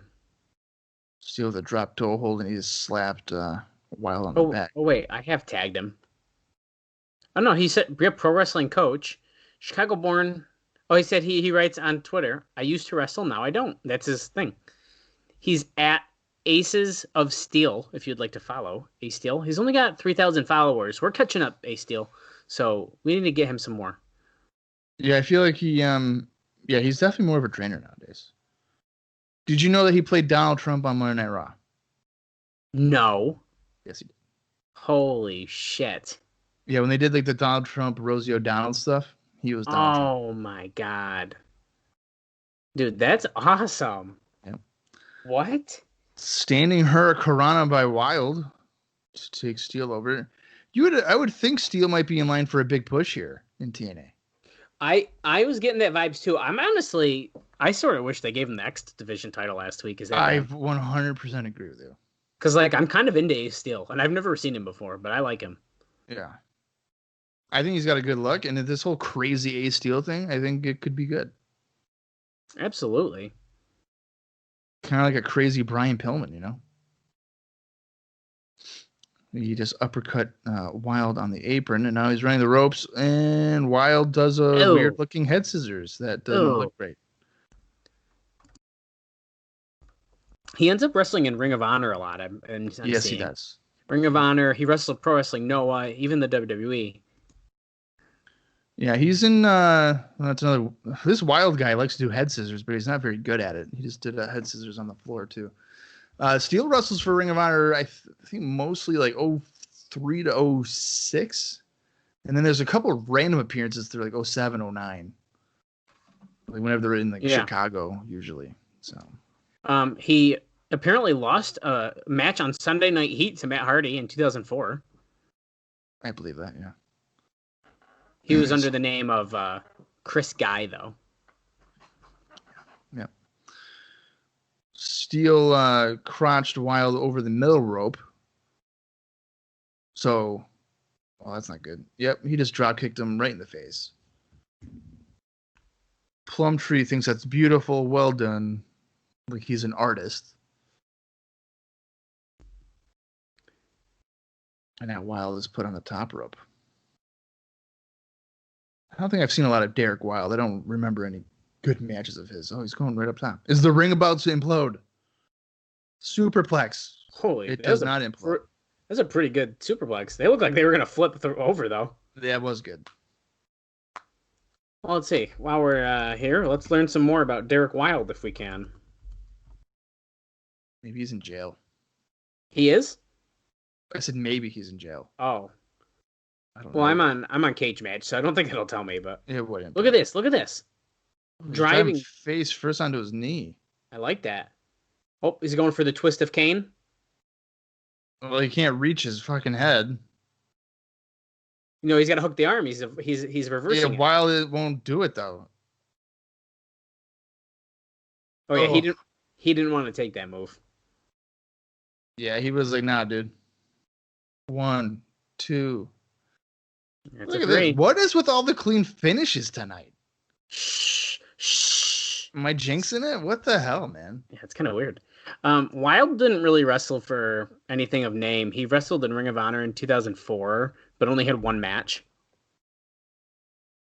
Yeah. A lot of companies that, Jersey All Pro. I know them. He had 2 matches in 2003. But he didn't have a long impression. No, a lot of Canadian indies. It looks like he's from Canada. So yeah, Border City Wrestling appears to be his mainstay. yeah, and then he's got his later career, Classic Championship Wrestling. He wrestled in a bunch. Okay. Even Smash Wrestling, I've heard of them. I've heard of Smash Wrestling. Oh yeah, Alpha One in 2011. He wrestled for Alpha One. Alpha One Wrestling. Ethan Page's. Is it the same Alpha? Oh, it might be. A1? Yeah, Alpha One Wrestling. Hey, here comes Bruce. Oh, we're going to get the Hermie tag match right now. And yes, I think it is the same one, by the way. Wow, interesting. He defeated Cheech and Josh Alexander. Hermie blows engines, Bruce blows me. That is hilarious. That's a great sign. But why is that? So that guy's saying that Bruce blows him. Why not? Whatever. Okay. Well, Bruce fears yeast infections. Yeah. And they're just showing those right on camera. They don't care. All right, so we have right now coming up Bruce teaming with Jeff Jarrett. What the fuck? Teaming going against Hermie Sadler and BG James. This is the most bizarre match possibly I think might have seen. Like this is, of course, Jeff Jarrett is the first guy to get like the star guy entrance. Right, with like Lights the spotlight. Down. Yeah. Yeah, this is weird. He usually doesn't get this. Wait, look at this. Bruce is not wrestling in the dress. Well, he's wrestling guys now. He's not wrestling girls. Oh, is that why he's not wearing the dress? I would imagine. I don't know if are they really acknowledging him as Miss TNA anymore? Well, he was wearing it out to the ring, so I think it was brought up, yeah. Okay. Oh, you didn't know? Oh my god, dude. This is so... They're dressed similar. One of these guys is a wrestler. The other guy's a NASCAR driver. Hey, man. Oh, see, Hermie doesn't come up on Cage Match. He wrestled. He should be on here. Oh, wait, yeah, he does. There he is. I was going to say, he probably does. Oh, my God. He had other... Hold on a second, Bob. What? He comes back in 2006 and has 3 matches. On what, Impact? Oh, no, there were 2 TNA house shows, and there was a show between the UWF-TNA event, and he wrestled on. Okay, I might have reviewed those, or will be at some point. Actually, that show might be one I have. I don't know. But while BG James is talking nothing, I'm going to tell you about the matches in 2006, because this is just so weird to me. Okay. By the time we get there, everybody will have forgotten. Well, they're house shows anyway, so we're not even going to see them. Okay. So Team 3D, Brother Devon and Brother Ray, and Hermie Sadler, and Jeff Hammond defeated America's Most Wanted, Eric Young, and Jeff Jarrett. It was in April 1st, 2006. That definitely seems like an April Fool's joke if there was one. Wait a minute. That's a UWF show. Well, this strictly says that this is a TNA house show, this one. There's another one, though. Where does it take place? Martinsville, Virginia. That's for 100% UWF. And I think I have that show. Oh, well, we might have to talk then, Bob. That was a NASCAR lumberjack match, apparently, too. I think I'm pretty sure. TNA didn't have house shows back then. Yeah, they did. I went to one. Or no, when did I go? In 06? No, wait, no. I went to one in fall of 07. Okay, that was close. Well, it's listed as a TNA house show on Cage Match, so. Then he... now Jarrett's talking. Anything good? He's talking about being there at the race. Hold on. Oh, it didn't turn out the way he wanted. He's going to congratulate Hermie. Oh. The Hollywood bigwigs are going to cast him in the next movie. And it's called The Last and the Furious. Oh my God. What a dumb dad joke. Honestly, I'm surprised that they're even making reference to the fact that the TNA guy and the TNA car didn't do good. Yeah. You're a NASCAR driver and you suck. Yeah. Okay, bell rings. Jarrett and BG James starting us off. And let's learn more about Hermie Sadler's TNA career here. He then lost a match. It was America's Most Wanted, and P.D. Williams defeated Hermie and the James Gang, which is BG James and Kip James. That was the UWF TNA show on September 30th, 2006 at Sadler Auto Center in Franklin, Virginia. And then, this is really weird to me, Hermie and Ron defeated Alex Shelley and Maven on December 16th at a TNA house show in South Hill, Virginia. Yeah, so all those shows took place in Virginia, which is where the UWF took place. So I think all those shows are UWF shows. Interesting. Because UWF worked with TNA, so that makes sense. BG James showcasing some high flying ability. He just hit a drop kick off the ropes to a sitting Jeff Jarrett to the back.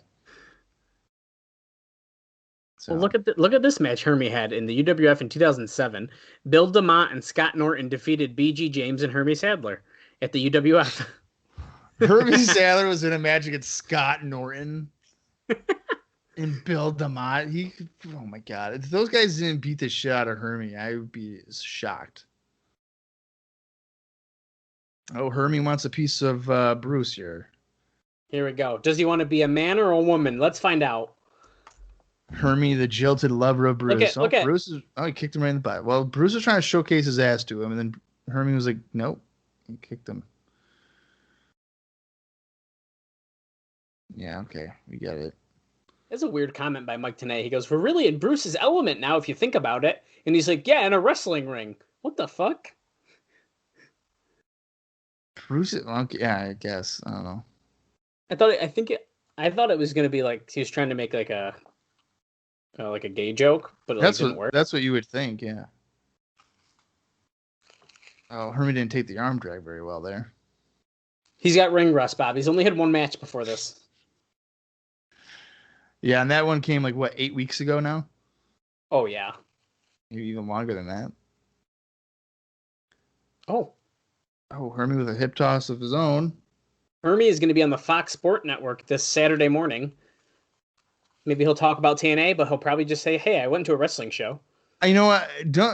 Isn't every single TNA guy done that? They never promote their shit. I believe it.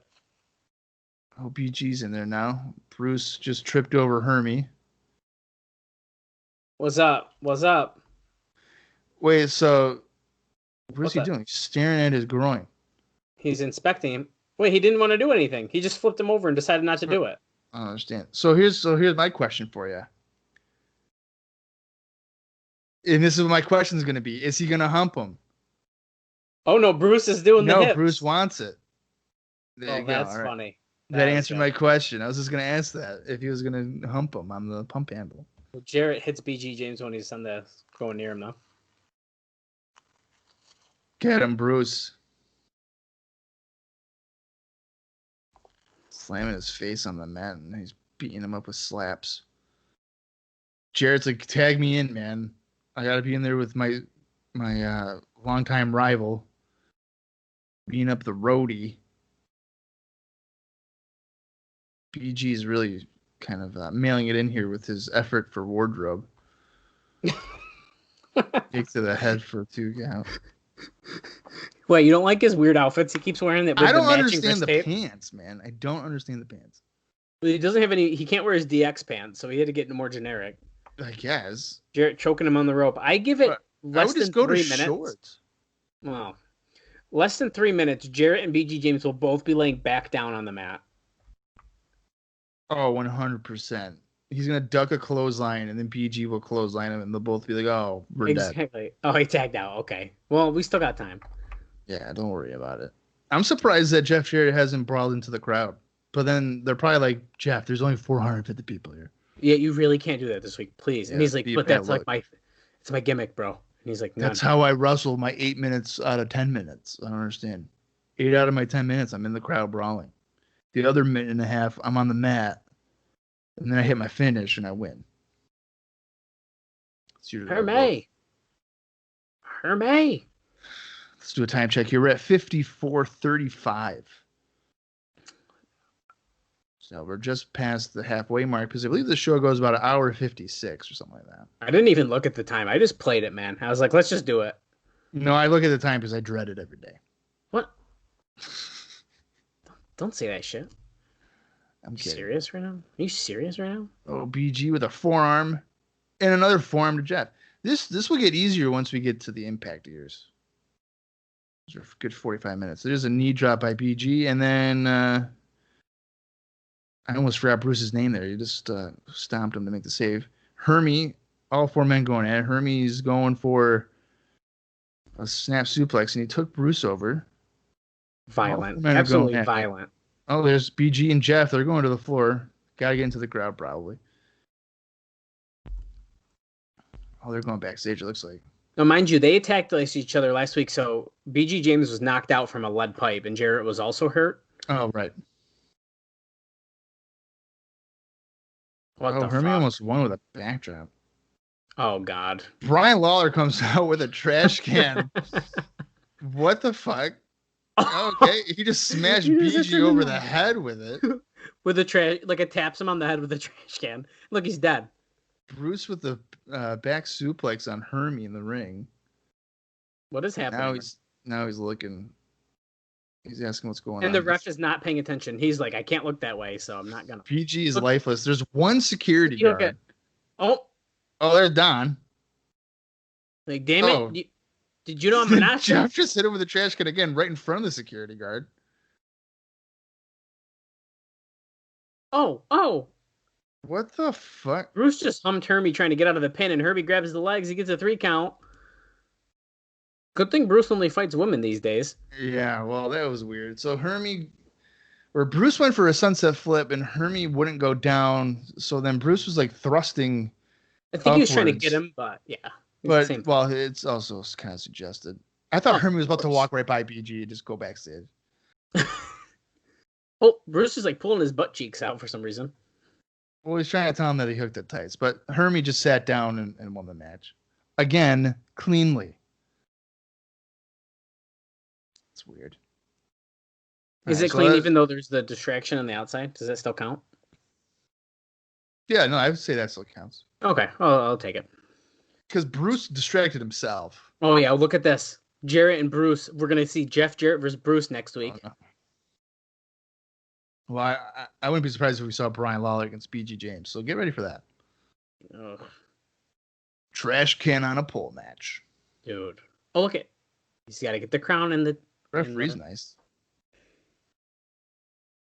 I want him to ask Jarrett to put it on him. I feel like Jeff Jarrett is definitely about to turn on Bruce. Well, yeah, he's got to, right? Oh, Bruce is hugging him. Jarrett's like, no, I don't hug guys for some reason, so please stop. Sketched out there. Oh, hit him right in the nuts. This is a hate crime, isn't it? And the stroke. And he gave him a full Nelson front slam. Right. Yeah. The stroke. Today might as well just be like, that's Brian Lawler's finishing move. Okay, so we've learned that Jeff Jarrett does not like African Americans. He feels like he's been oppressed. And then he doesn't like gay guys. He's a great guy. Yeah. That Jeff Jarrett character sure is likable. Yeah, good thing he's a heel, and this week he is. Who knows? Conan. Conan's a part of one of the NWA shows they're just talking about. So could we see Conan on our show, please? No. No, Stop. we don't want that. Stop. We do not want Yo. Bow wow wow yippee yo yippee yay. Bow wow yippee yo yippee yay. Feel my shirt. That's enough. That's enough. That's enough. Bob's favorite wrestler. Norman. Smiley. Wow, this match is going to be real good, Bob. I ain't telling you who he's fighting. Norman Smiley against who? Get ready. You'll find out in just a second. Is he one of my favorites? Oh, yeah. Yep. No. Norman's like, yo, what? Are you cheering for me or no? Monty Brown. Yep. Oh, no. That's Nazi fucking Brown, Ron dude. Harris music for sure. Why is he getting star treatment with the lights and shit? Because he's a star. Big Ron Harris. Oh, my God. I'm in that movie, Head of State. Check it out. Look at him shaking his arms. That's right. Do you think I can't believe they let him go in the movie with the Nazi tattoo on his arm. I would imagine that was covered up. Well, we're gonna find this scene and we're gonna live watch it. It'll be a quick 10-minute bonus episode. It'll just be me and Bob watching the scene from Chris Rock movie. We just passed the 1 hour mark. We're at 1 hour and 15 seconds. Oh, Norman's doing his booby dance there, like he's Lex Luger. Jeez.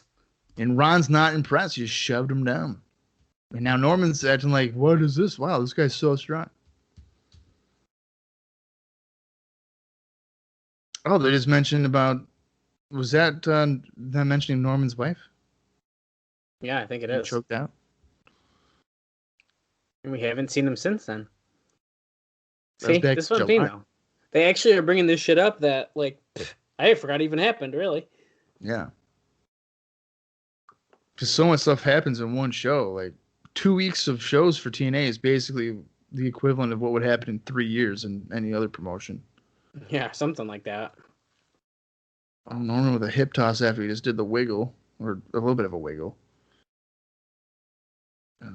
Okay. I feel like Norman Smiley and Bruce should be a tag team. Oh, that'd be awesome. And then Bruce can be like, I love the big wiggle, and like wink. And then he'll do that. He'll do the boob dance. The boob dance. And then Norman's wife could come out and be like, 2 cocks are better than 1. Oh my god.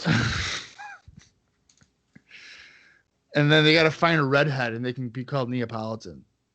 Oh my Jesus Christ. We're SoCal Val when you need her. Yeah, there you go. Up and over, Norman Smiley slapping Ron Harris in the corner. Oh my god. Oh my god. He's gonna win. He's gonna win. Forearms. He's going for a hip toss out of the corner, and then Ron said no. He shut him up. Big Ron Harris said, no way. And he gets drop kicked in the knee, but doesn't bump because fuck you. He's Big Ron Harris. Oh, no. Smiley's going to do the big wiggle here. No, he's not. All right, elbow. This is kind of weird, though, because so Ron's a racist, right? Well, yeah, we're assuming so, yeah. Yeah, bare minimum here. And he's beating up a black man. Yeah, that's awesome. Nice. It's good stuff. Now, you said that he was going to get his tattoo covered up or something like that? Well, remember, this was all about Don originally. Oh, Don is the one that was getting all that shit? Don's the one who wore the shirt and stuff. Oh my god, this whole time I've been ripping on Ron. No, don't worry, because Ron's got the tattoo on his left arm, too. Oh, but he wasn't the moron that had the shirt. Correct. Are you sure? Yes. That a babyface security guy... You're right, because you fought Malice, right? Yeah. God damn it. Yeah, but that's okay, because you know what? They both got the tattoo, and they quote, covered it up by making it more of like a tribal thing, but you can still see the SS. Yeah, they're pieces of shit. Smiley with the clothesline. Nobody fucking cares about this match. I'll tell you that right now. No, what the fuck is this? This is the type of match that you would see on Thunder in 2000. It probably happened, I bet you. I'm sure it did. I like how Hennig just acted like he's never seen Smiley do that slam before. He does it like every match. That's not to a big Ron Harris. Well, yeah. He just did the big wiggle. Ron is God. super embarrassed. Wait, I know I ask you this every week. Which blue brother is Ron Harris? I'm going to say Jacob. Well, I just found out, and it's Eli. Son of a bitch. I just looked it up. God damn it. You know what? They probably don't even know. They're probably just guessing. Well, Cage Match says that Ron Harris is Eli. Okay, well, they probably were just like, all right, we'll just pick one, and that's what they are. Okay, look. 2001 WCW. Let's see what happened. Wait, he actually wrestled it. Oh my, dude. On with a side slam for a 2 count. Okay. On January 15th, 2001, Big Ron defeated Norman Smiley on Thunder. Get the fuck out of here. I knew it. I knew it. Cobra clutch slam. That's got to be it. 1, 2, 3. Oh, another what the fuck? It's the clean same match. finish. We just saw the same match from Thunder in January 15th, 2001. After this podcast, I'm not going to watch AEW. I'm going to watch January 15th, 2001 to see how Big Ron and Norman Smiley were. I'm surprised that Big Ron was even on WWE television in 2001. That makes no sense. I watched it and I don't even remember. Well, there you go. Such a long-lasting impression that you don't even remember it. Oh, God. Smiley's like lost it here. Forearms, discus, right hand. Is Norman Smiley really taking out Big Ron right now? Look at him. Why is he going nuts? Snapped. Norman Smiley has snapped. Oh, he even stiff shots to the face. Yeah. Maybe he finally saw that tattoo. Oh, here's Don. That's my brother. He's like, fuck you, I'm a racist. Get the fuck out. Yeah, fuck you. Racists stick together, man. Hey. What is with Norman? I mean, I know he's screaming Norman, but he's screaming like out of being pissed off. I don't know. Ron and Don shoving each other. No one wants to see either of them team or fight. No one wants to see that. No. I really don't. It was your idea to get the tattoos. Don't you dare blame me for the tattoos, you asshole. You're the one that went on Google and told me that it was tribal. I thought it was for a biker gang, and you know it. Yeah, remember when we were in that biker gang in the WWF? Well, fuck you, so do I. You get credit for being Eli. I want to be Eli. I don't want to be Jacob anymore. How does she do that? Well, she moves her hips at a rapid real fast. How many of these girls do you think hooked up with the TNA wrestlers? Oh, most of them. You think so? Yeah. I definitely do. Oh my God, I like this. So I'm on Ron Harris's cage match thing that I was just talking about. One of the first, you're the only person that goes on Ron Harris's cage match. I'll tell you that right now. Someone goes, both of the Harris brothers were terrible. They're so mediocre that I even feel sorry for wasting time writing this comment. Yeah, that sums it up pretty good. They wrote that 2 months ago. Oh my God. Hey, the NWA Tag Team Championship match is up next. Chris Harris and James Storm will face Chris Michaels and Rick Michaels, not related. Hey, they're coming out to... Whose song is this? Jerry Lynn came out to this, I think, or something. Oh, I don't know. Yo, Chris See, Michaels. now, even... So, if they're not related, then Jeremy Borash should not have been like Chris and Rick Michaels. Because that makes it sound like as if they're brothers. It should have just been Chris Michaels and Rick Michaels. Why is he saying 5? 5 what? I don't understand that. Now there's a sign, America's Most Wanted. What? But I don't think they're known as that yet. No. That's cool though. Yeah.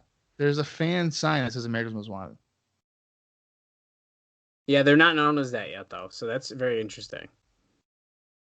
Boom. Oh.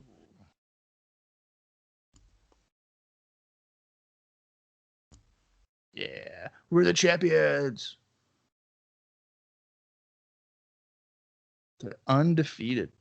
Well, did you know Chris Michaels he still wrestles? As of like last year, he was wrestling. Holy shit, he wrestled in Impact? No way. What year? What in 2019? I don't remember. Oh, you know what? It was just like a random. He like wrestled John. It's an Impact Wrestling UCW Critical Transformation TV show. So, you know what? I think it was a one night only, probably, Yeah, Bob. that's what it sounds And it like. was, in fact, Johnny Impact defeated him to retain the Impact World title on This April. motherfucker got an Impact World title shot in 2019. What? Isn't that the most bizarre thing you've ever heard? He must own the UCW or whatever you said. He has to. There's no way. So funny.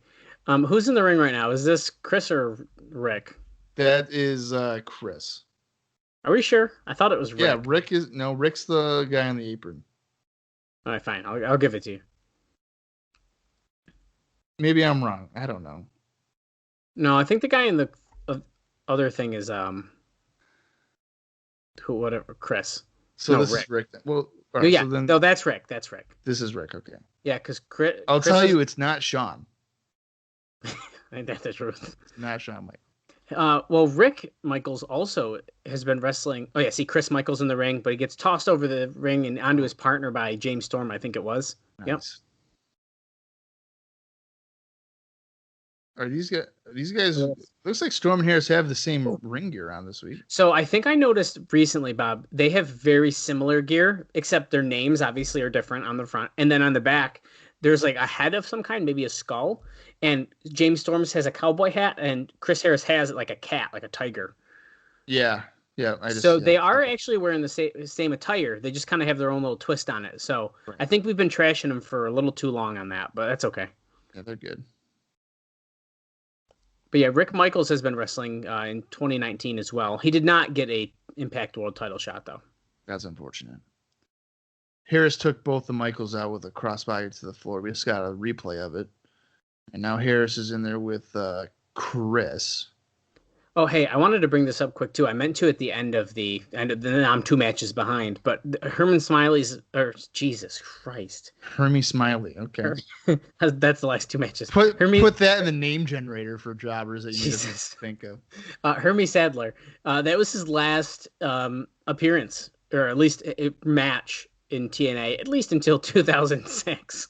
Oh, my God. I'm sure he'll appear again to promote races or something. Yeah, but he doesn't get in the ring, at least. Yeah. Rick with a leg drop for a 2 count. Oh my God, someone's screaming, "Let's go, cowboy," like hardcore. Yeah, they're very excited about Cowboy James Storm. Hey, so who we got in the ring right now? Oh, Rick just tagged out, and now we got Chris coming in. Well, fun fact about Rick, he also wrestled in ECW in 92 and 93. Eastern Championship Wrestling. It's still ECW, buddy. It's Eastern Championship Wrestling. Well, he was there, so. Body for a 2 count here. Looks like 1, 2. Yep, 2 count. So he is an ECW original. Oh my God. You're giving this guy too much credit. Yeah. He was a pillar for the beginning of ECW. Without Chris Michaels. No, that's Rick. Without Rick Michaels, there'd be no ECW today. No question.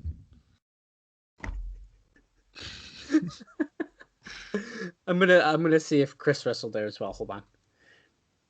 I doubt it. Not in 92. I'm just disappointed that I don't care about this match because like Chris and Rick Michaels have been on here like twice, and like, why do they get a title shot? I still can't tell which one's which. This is Rick? Hold on. Yeah, that's Rick. Okay, head scissors by Storm. Chris is a Now little he stockier. Storm purposely had to stop himself from tagging out there. Now he just kicked Chris. So Chris is wearing black. Rick is green. Okay.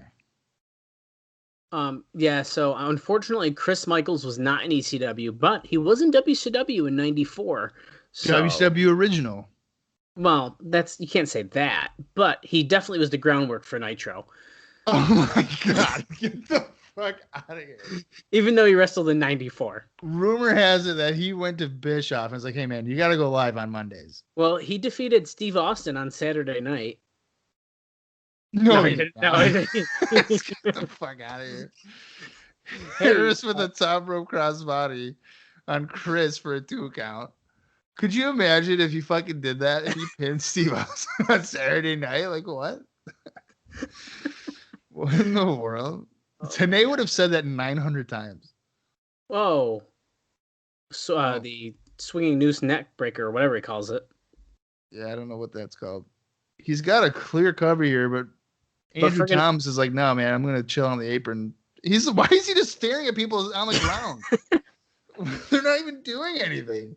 Oh, look at this. The other one. Oh, Chris with the hip hop drop puts Rick on top. Oh my God, no. 1, 2. Oh, he kicked out. The drama, the excitement. You can't get this anywhere other than TNA wrestling. No, and the Michael brothers that aren't actually brothers are just out of this world. They're making such a big deal out of this match that I guarantee you that we don't see Chris and Rick Michaels ever again. Well, we do. I didn't want to say son of a bitch. Oh. I'll say this, though. We don't see them as a tag team much longer. Oh, okay. Oh, quick super kick by Storm onto the guy in green pants. It's a two. No, that's Rick. That's Rick. Under Rick. Yeah. That's okay. That was kind of a sloppy super kick, though. It wasn't even that good. Yeah, it was like a shotgun one, though. It was like a quick one. Yeah, it was quick. And, Chris just knocked out Storm, hitting him, sending him face first onto the railing there. Oh, it was Storm? I thought it was Harris. Jesus. Okay. No, this is Harris in the ring. Yeah, this is Harris. Yep. Yeah. Those ones I know. This is Rick. No, usually I do too, but neck breaker. Shit. Chris coming out the top. Elbow drop. He's Perry Saturn. He's gonna cover. That's it. Here we go. 1, 2.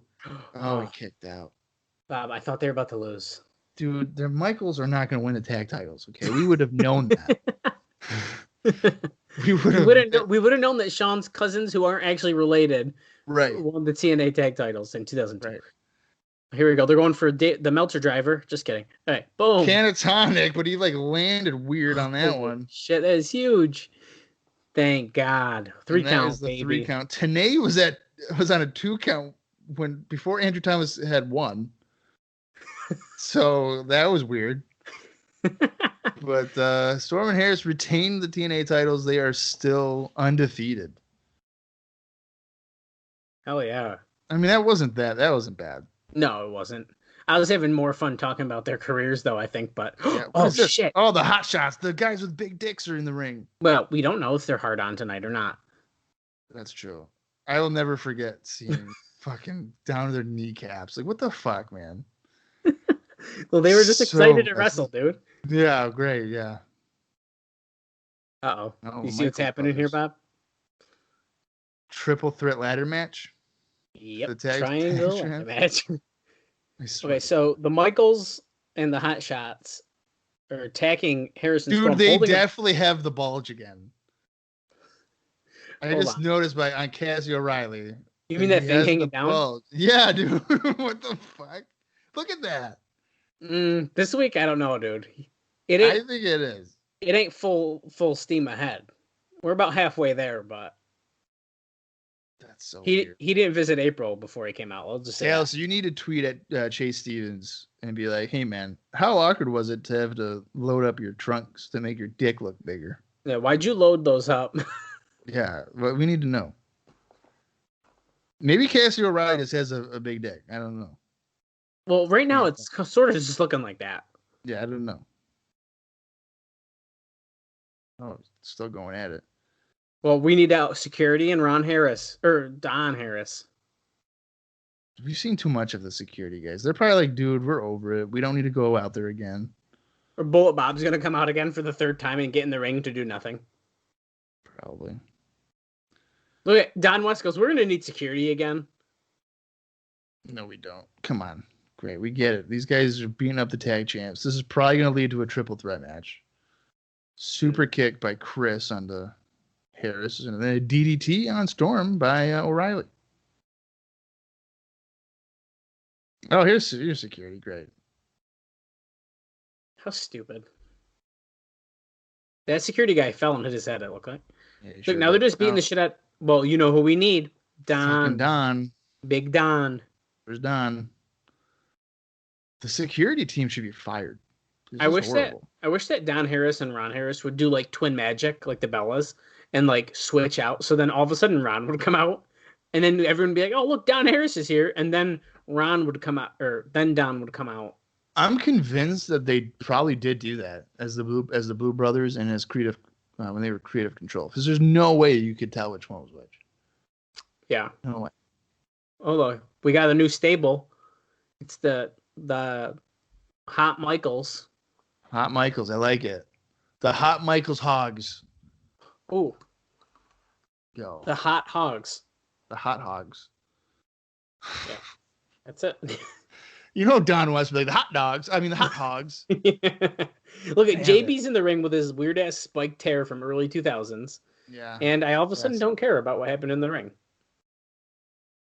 Yep. They're just, I like how they zoom in right into her vagina. It's good stuff. It's good. Do you know, They do you know go what's they next? go there before they go to her face. That's how I identify the dancers, is by their vaginas, not their faces. I see more of their vaginas than God. faces. Well, you definitely do see. You don't see their faces too much. No, they're just like, oh, they basically show the faces to show you, hey, she's older, she's old enough.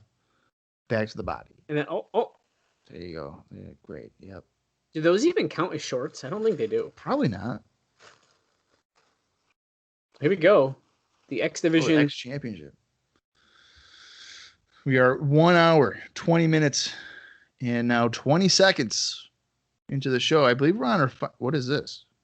Mortimer Plumtree is out here, and AJ Styles music is hitting. Is Mortimer Plumtree with AJ Styles now? Seems as if so.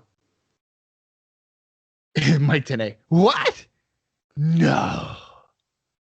Mortimer Plumtree's with AJ Styles now. I can't believe that. Tenay goes, I thought Ace Steel was coming out. What? Ace Steel's going out to AJ Styles music? Come on, Mike. This guy. Has Styles worn the vest like this yet? I think this is the first time, isn't it? It might be. He just needs the hood now. He had it.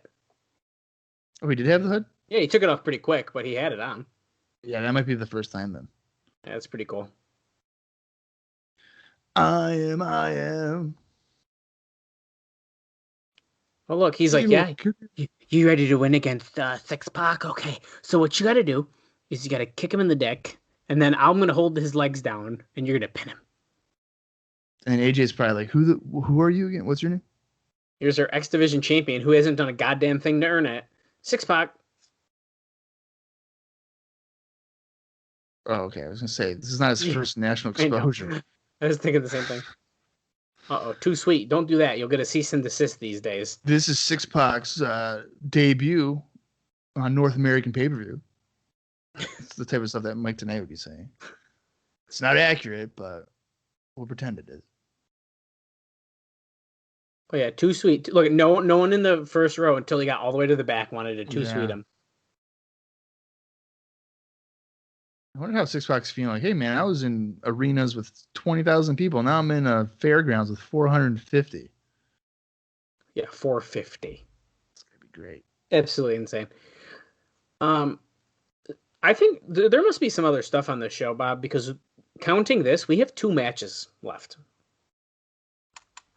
Well, I mean, we have about a half hour, just under a half hour, or just over a half hour left. So if the last 2 matches go 15 each. I guess. I feel like there's got to be some big segment or something we're doing, though. I don't know. Jarrett has to show up at least one more time. Well, yeah, that's a given. I'm sure he'll show up at the main event. Do you think Syxx-Pac is sad that Styles is wearing the same gear? I don't know. That's a good question. Look, Styles wants to touch the belt. He's He's never got held the it. same type of boots on too. Yeah, they're wearing the same thing. That's hilarious. Styles has never held the X Division title. Will he win it tonight against Syxx-Pac? Wait, I thought Styles. Well, he did. I'm just bullshitting. Oh, I was gonna say, like, what the fuck? Oh, you're trying to say like Tenay would be saying that? No, I'm literally just bullshitting. They're making it look like he's like, yeah, I want to see it, as if he like never held it before.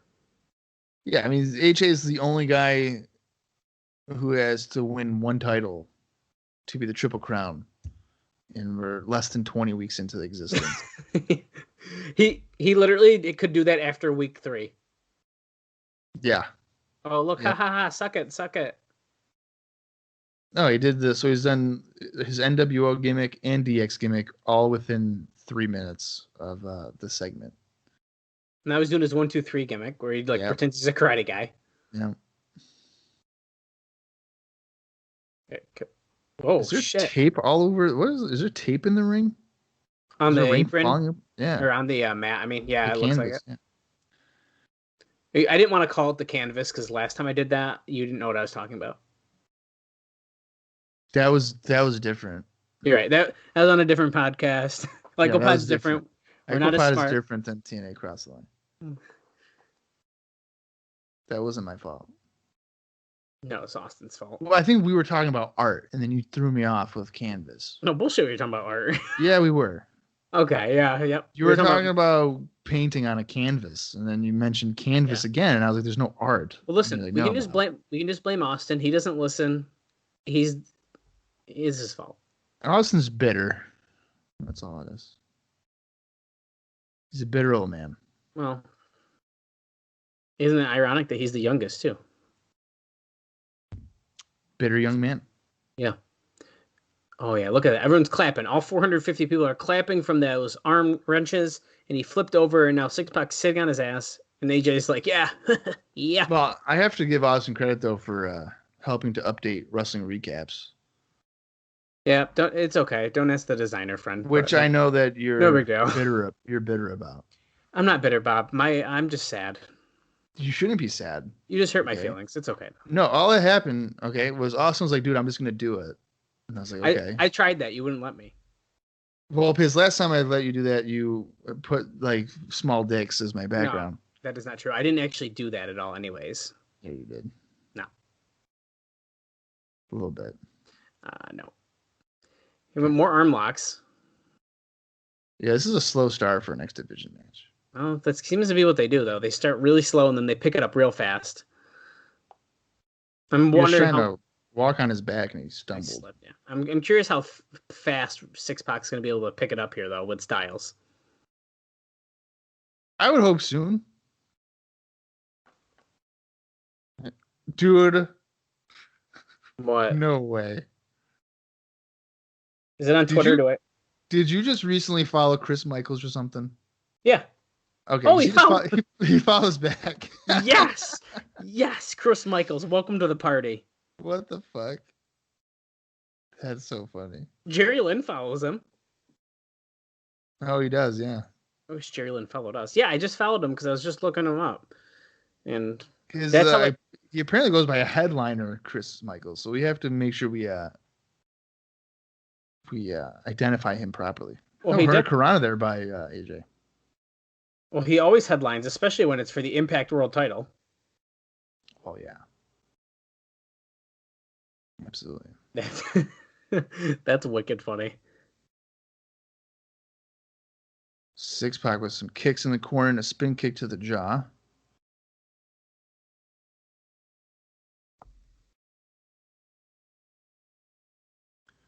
Now Mortimer's pulling Syxx-Pac, or not Syxx-Pac, AJ to the floor. Hey, use your brain, man. AJ's like, he kicked me in the face, Mortimer. Styles really does not need Mortimer Plumtree at all. Absolutely not. I don't understand the pairing. No, I don't either. And I feel like it kind of takes away from Ace Steel. Yeah, I think it works for Ace Steel like pretty well because he's like definitely lesser known. Styles has already kind of made a name for himself in TNA right now, so why does he need Mortimer Plumtree of all people, especially? Yeah, I don't know. That's so weird. I wonder how long Plumtree's here. I mean, hopefully for a while because he does have an apartment that he just rented out. Well, yeah, so hopefully he's got at least a year because I'm sure he's got at least a year lease. Yeah, I would imagine. Let's see. Can I find out? You're going to look up, hey, what was Mortimer Plumtree's rent status in 2002? No, apparently he wrestled a couple matches, though. Not in TNA, but... No, that didn't help at all, because Cage Match only has matches, so... We'll never know.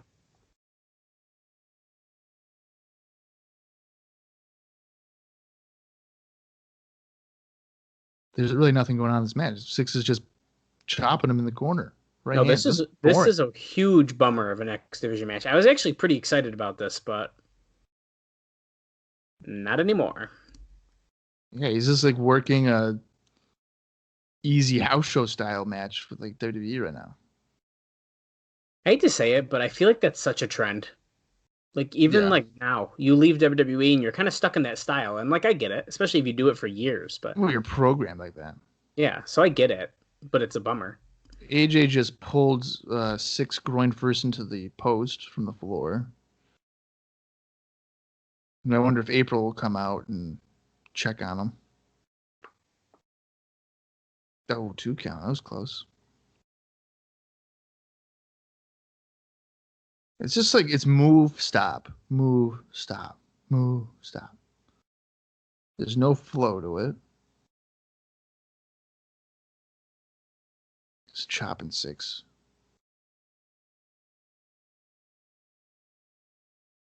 It's boring.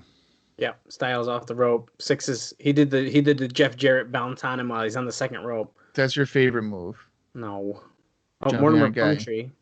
Choking Syxx-Pac. Why is Mortimer Plumtree yelling? That would definitely make me turn around if I was the ref. Mortimer's saying that he's taking the title home with him tonight.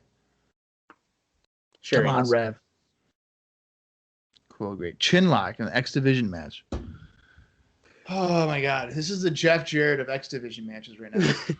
It kind of is, though, because it's like, oh yeah, you got like Syxx-Pac in it and like stuff, and then they're just literally doing headlocks and arm locks and fucking punching in the corner. Yeah, this is going against everything that the X Division is. Well, it's about no limits, Bob. So we can do headlocks the whole match. It's still X Division. No, but like if I know. But yeah, but I mean, you put the belt on Syxx-Pac. I'm thinking, he's gonna do all these crazy shit, kind of similar to 1, 2, 3 Kid style, and he's just no. I'm gonna work like I'm fucking Hulk Hogan. Chin locks and just strikes. This is similar to David Young against Brian Lawler that we saw earlier tonight. Yep, sure is. Oh, all right. Well, Styles just threw him to the floor. Through the middle rope. Yeah, and there's Plumtree getting some more strikes in. Damn it, I was hoping we were going to see, well, we still might, Styles do like a big dive to kind of like pick it up a little bit. Well, I feel like that's where Syxx is going. He's going to the right side of the ring to allow that to happen. Yep, there goes Styles off the rope.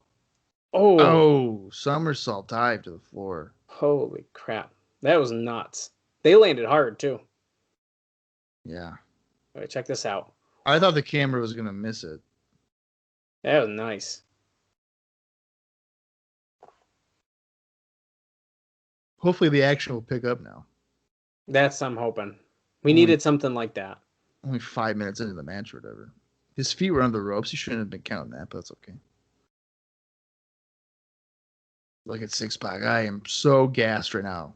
This has been so exciting. I've taken one move. Back to a sleeper hole.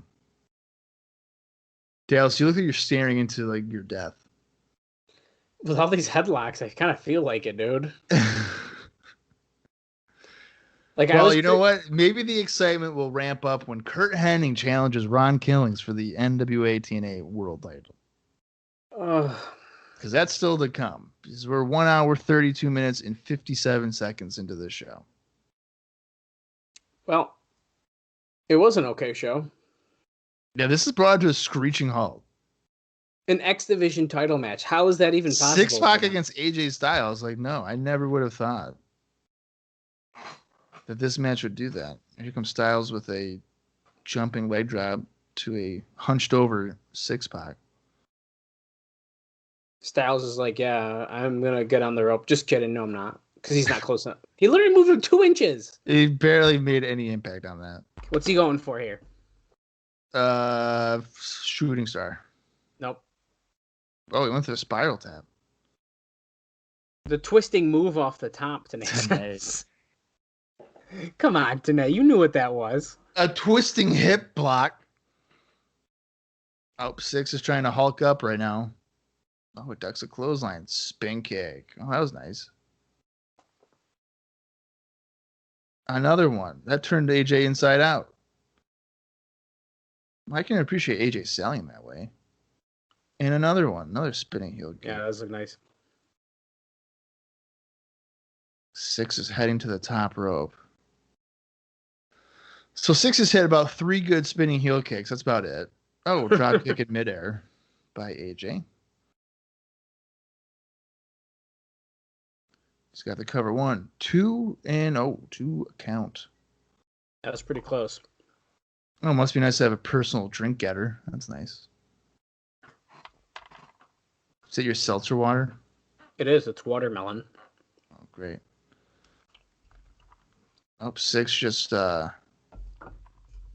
pushed AJ over the top to the floor. And now Syxx is going to the top again. He's probably going to do a somersault dive. That's what my guess is here. He's got his footing, and there it is. Holy crap. He almost just pulled a Rick Rude. Yeah, he really did on that corner there.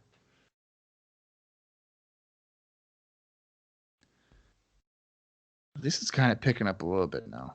It is a little bit. I'm hoping we can save the match for me. I don't know. I feel like an abdominal stretch has to come up here soon. Another headlock. Yeah. Put a nerve hold on him. Ooh.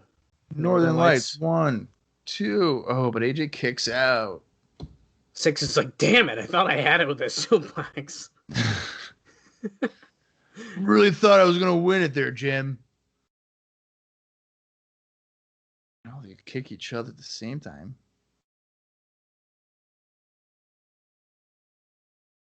Oh, Styles AJ with a discus clothesline to the referee because Syxx ducked. Oh, X Factor? Nope. Oh, Styles Clash. Is he going to hit it? Nope. Up and over. And pop up X Factor. Oh, X Factor. Oh, he calls it the Factor. Here comes Mortimer Plumtree. Mortimer Plumtree going in slow as fuck. And now the ref's up all of a sudden. Oh, AJ attacks from behind.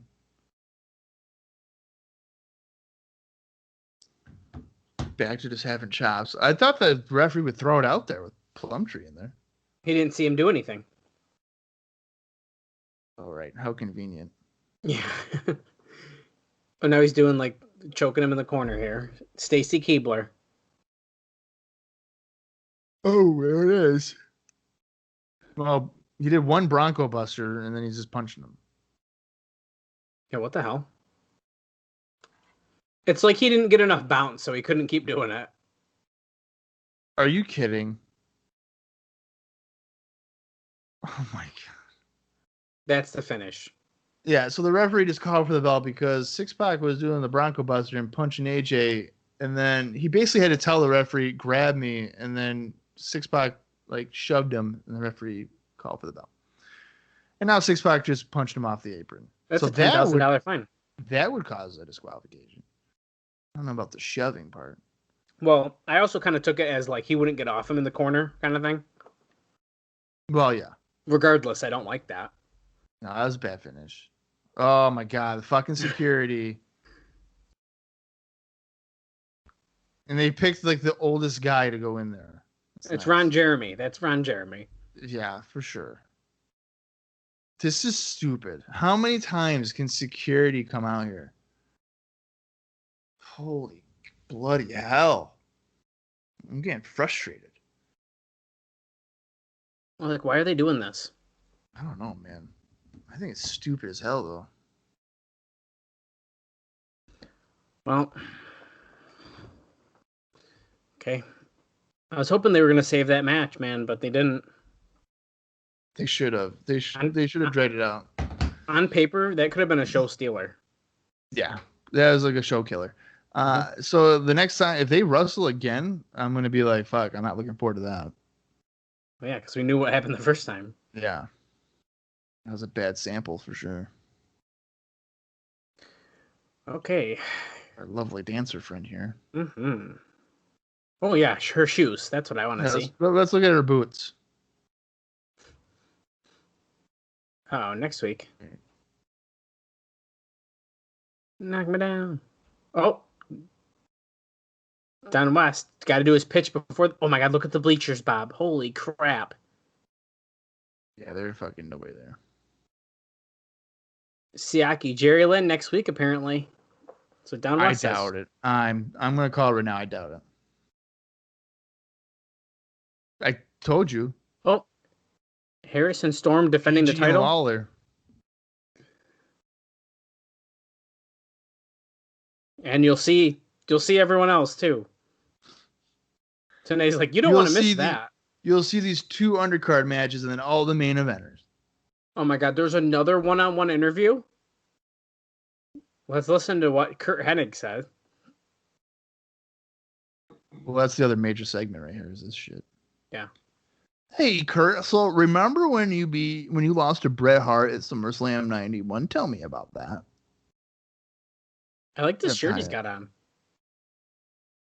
I have that shirt.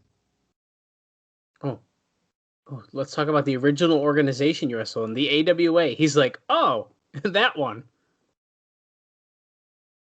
Go way back. You met TNA in 97. Give me a break. No, they go way back. AWA. TNA was in AWA? He just made it seem like it. I don't know. I don't think he was. Oh, he beat Nick Bockwinkel, WCW commissioner. That's right. See, and now JV. U.S. champion WCW. Always had the gold, Curt. No, Mike Tenay was not in AWA. That's what I thought. You bold-faced liar. I thought it sounded like that's what he said. Okay. You're a no-good rat bastard for suggesting that Tenay was in AWA. He's saying the people gave me an overwhelming reaction. Well, that's because there was 1,400 of them. This week there's 450. Yeah, so good luck getting a pop.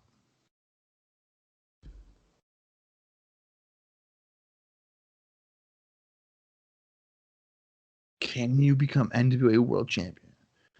Dallas, would you put the strap on him or what? No, not yet. I probably wouldn't at all, actually. Really? Not in 2002. Wow. You're a Curt Hennig hater. I don't know, dude. Ron Killing, he's having a really good title reign right now. Well, it's better than Ken Shamrock's. Well, exactly. Well, especially when you compare it to that, man. Well, that's the only one we can really compare it to. Exactly. Here we go, main event. Tail of the tape. What a great picture of Curt Hennig. It's like when your mom takes a selfie. Yeah. Or you're like your grandma and they send it to you and it's like, it's their Facebook profile picture. Look, the truth test will pass or fail. Dude, Youth versus experience. Who will be served? I'm going to go with Killings is going to win. So I recently re-downloaded TikTok. Because it's allowed now. Bob. I don't do anything. I just watch them. I don't care. It's just as bad. Okay, well, there was a really funny one where a grandmother was using like the voice message, like voice text. So she was like, oh, things go great or whatever. And then she was like, oh, I should probably put a period there. So it's, reciting what she's saying, right? And she's like, wait, what's going on? Oh my God. No, go back. Oh, wait, is she talking to me? I don't know what's going on. Is this all me? What's going on? It was so fucking funny. Are you about to go viral again and get scared? No, I'm not going to ever post anything on there. That was terrifying. I think you should have just let it happen. Who cares? No. You literally have a website that has millions of views, and you don't want to go viral on TikTok. No, correct. No, That's dumb. I have no interest in doing that. Look, Glacier equals ratings. Sign right behind Ron Killings. Yeah, they're not wrong. No, well, Dallas, because if I were to go on TikTok and become famous, or whatever, I have to move to LA. I'd have to get one of those group homes with a bunch of other TikTokers, and I'd probably be best friends with David Dobrik. Yeah, it'd just be a whole thing, and I don't want to do that. There's a lot I want to say right now, but I'm not gonna. All right. Oh, he sure as hell's got a title. You he don't headline. Do you have problems with David Dobrik? I don't even know who that is. You don't know who David Dobrik is? No. Oh my god. Who is it? A TikToker? He's a YouTuber. Same thing. These days, it's the same shit. Social media. I can't believe Chris Michaels, the Chris Michaels, is following us on Twitter.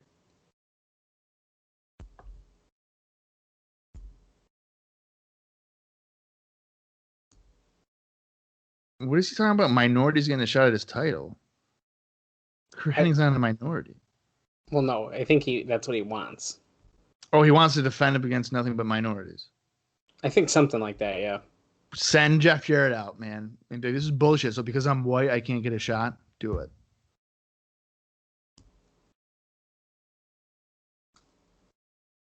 From that dude. He's not ducking the top. He's fighting Curt Hennig tonight. Public class. He don't duck nobody. Damn right. Tonight, Curt Hennig's blood is on your hands, not mine. I like that. Oh, in this ring, he is the Shiznit. Damn right. I haven't heard Shiznit in about 20 years. Perfect. What's that sign say? TNA slut? It might. Or no, suit or something like that. Is that what it said? Because I think when I saw it, I think when I saw it, it said TNA suit, and I didn't know what it meant, so I didn't watch it. Here we go. The truth is Hennig isn't perfect. Oh, really?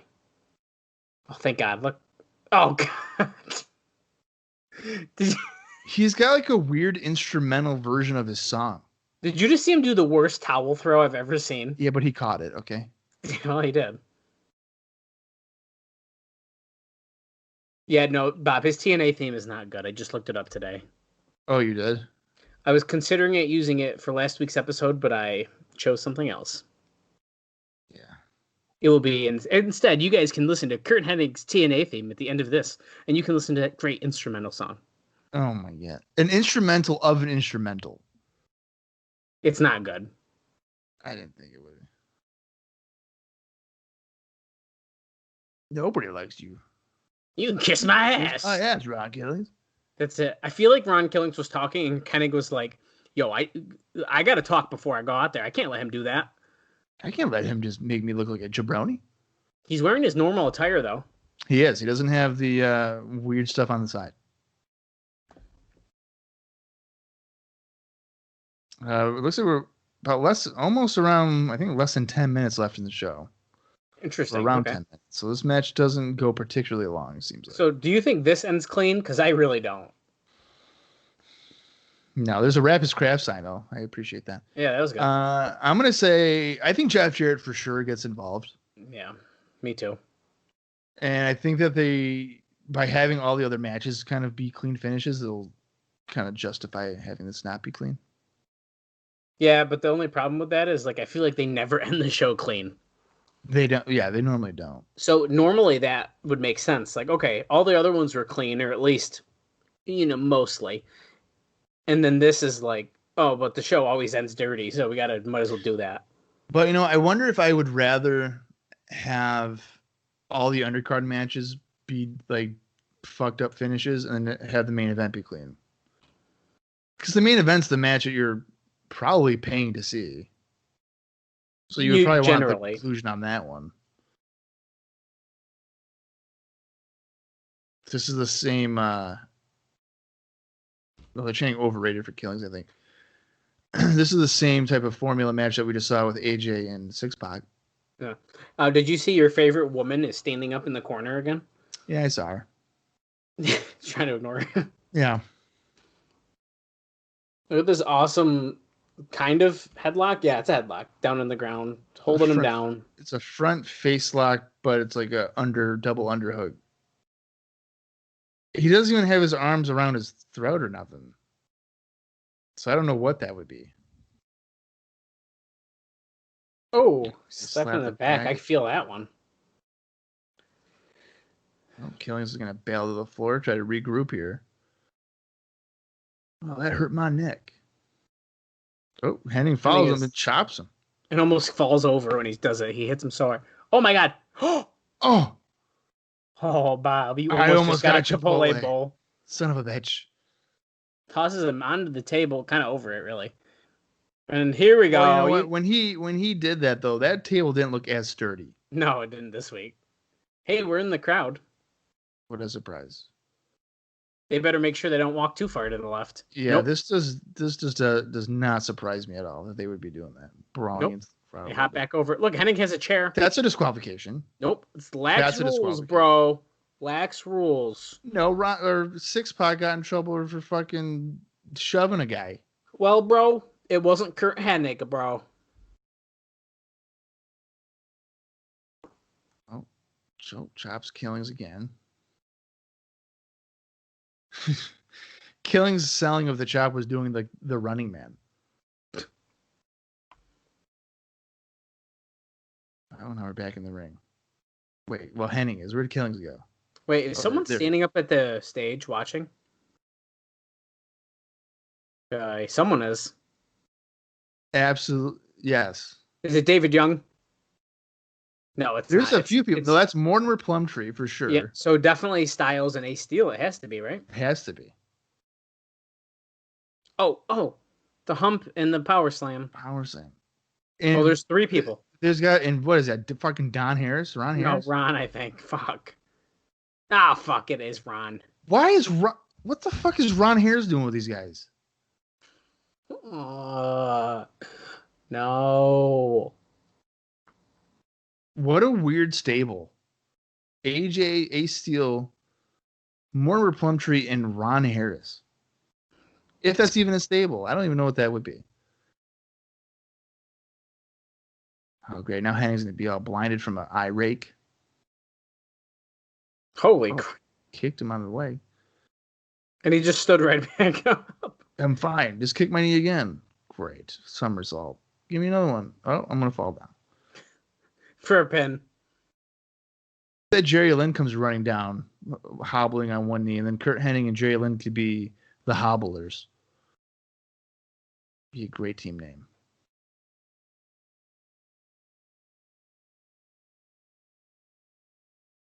More right hands. Why is the camera not even addressing the Plumtree thing? They pretended to a minute ago, but like barely. Here you go with that back cartwheel to split to duck the clothesline, and then nice side kick there. That wasn't nice. He pretty much pushed him with his hip. Well, it's nice because he jumps up like that, and I can't do it. So there's a lot of things I can't do, but if it looks like shit, I'm gonna say it looks like shit. Okay, it wasn't great. That was a bad knee lift. Hennig is off tonight, or he just doesn't care. I don't know what's going on. Oh, God, Jesus. what a surprise. A ref bump on a fucking slam. In a title match? What do you mean? Never. Well, Hennig knocked the referee over and then changed the move he's going to do. He's like, I'm going to do a different move instead. He's going to do the Hennigplex right now. I'm going to pin the guy and the referee not be there to count it. Oh, Mr. Wrestling 3. Oh, who's that? It's Brad Armstrong this week. He just punched Curt and then he attacked Killings. We ain't gonna find out, so. What the fuck is going on with this? Okay, here BG comes James, Syxx-Pac. Syxx-Pac and BG James. They're telling him to get out, it looked like. Yeah, he just ran out. Now everybody's in the ring brawling. The crowd's like, this is stupid. This is horrible. The crowd's dead. Well, that was a horrible main event. If this is this has got to be it, right? The referee's going to be like, oh, this is not loud. Yep, here he comes. Damn it. Where's Jeff Jarrett? Get the chair and just come in and beat everybody up. Oh, my God. Bill Bob. Bob. Fantastic. Great. Fucking another pull apart. Martinez's like, well, no one rang a bell, so I guess the match is still on, right? Yeah, tonight when there's 900 people in the ring. Oh, there's Don Harris too. Great. God. He's the new Jarrett for me. Go away, Heat. If Don Harris doesn't have, I don't know who does. He's trying to get everybody out of the ring. There's no way this match continues. There's no way. Bob Armstrong said, "Get him out. We'll keep going." Are you kidding? Hey, Syxx, you got to leave the ring, brother. We are at 154. The match is continuing. Restart. What the fuck, man? This is just not good. Oh, he slapped in the back of the head again.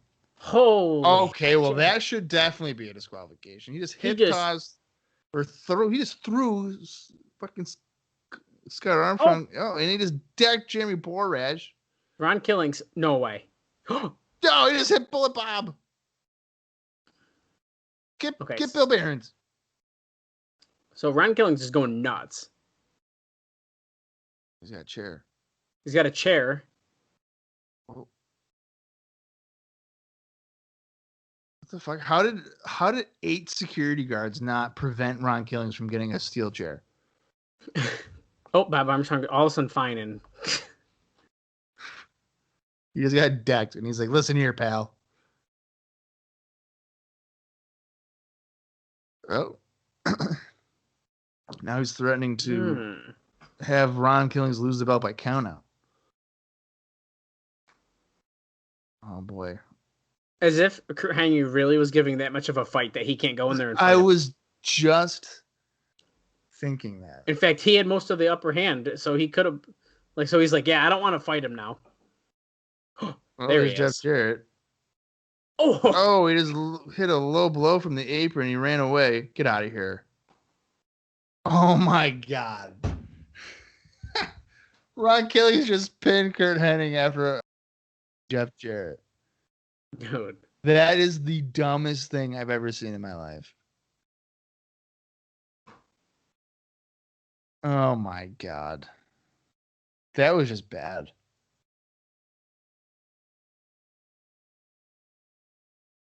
Oh, now Ron's just going to rap. You don't like none of them now. How do you like them now? Okay. So that happened. Jesus. Oh my God. He can kiss his black shiny ass. All right, I'll see you next week for more Total Nonstop Action. All right, well, that went 156.25. Well, needless to say, Dallas, the trend of, the first hour being pretty good and then jumping off a cliff has continued. Absolutely. We are back. Absolutely, dude.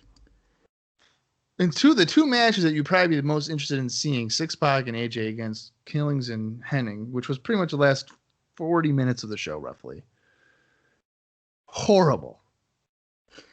So much so, I really don't. Usually I'm not this blunt, but I got to give it a thumbs down, man. I have to. How can't you? I have to give it a thumbs down. That was brutal. I was I would not feel satisfied if I had bought this for $10. No. At first, I'd be like, "Oh, this is great," or not, it was going pretty well. And then the last 40, 45 minutes is just like, what the fuck did I just watch? Well, yeah, and it's like all the other matches were just really random. The only match that made any sense in the card. Okay, I'll give you 2 of them. Siaki and Estrada. Okay, 3. But so we had the tag title match. Jarrett and Bruce teaming up. That was just random, but I guess they pretended to do an angle with it, so fine. Yeah, there was some backstory. And Siaki and Estrada. So then so that means we had 2 other matches that were just 3 matches that were just there for no reason at all. Between David Young and Lawler, Derek Wilde, Ace Steel, and Ron Harris and Norman Smiley. None of those matches served any purpose. 0. And then the X Division title was probably the worst X Division match we've seen in the last 17 weeks. There's no question about it. And then the main event, was that even a match? Can we even say that was a match? It was bad. I don't want to. That main event is without question the worst main event that we've seen thus far. Yeah, apparently that just went 8 minutes and 58 seconds. That went 8 minutes? According to Cage Match, that's what it says. Well, if that went 8 minutes, they wrestled for about a minute and a half. Well, that's exactly. before all the bullshit. And that 8 minutes might include that whole little thing at the end, because technically the bell never rang, so. Oh my God. Just think about that. Then even less than that. Yeah, they probably wrestled for like 50 seconds. Yeah, it's bad. Yeah, that was bad show. Bad way to finish it for sure. Yeah, not great. But next week, October 23rd, hopefully it's just a little bit better. Pay-per-view 18, please. Anything. Well, I know we already have, I think Don West had said that we'll see Brian Lawler against BG James. Yep, we are. That is on the card. We have Jerry Lynn and Sonny Siaki announced. Right.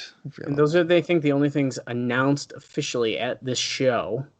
But I'm looking at the non-spoiler card. Well, as far as not results. And it's a pretty interesting card.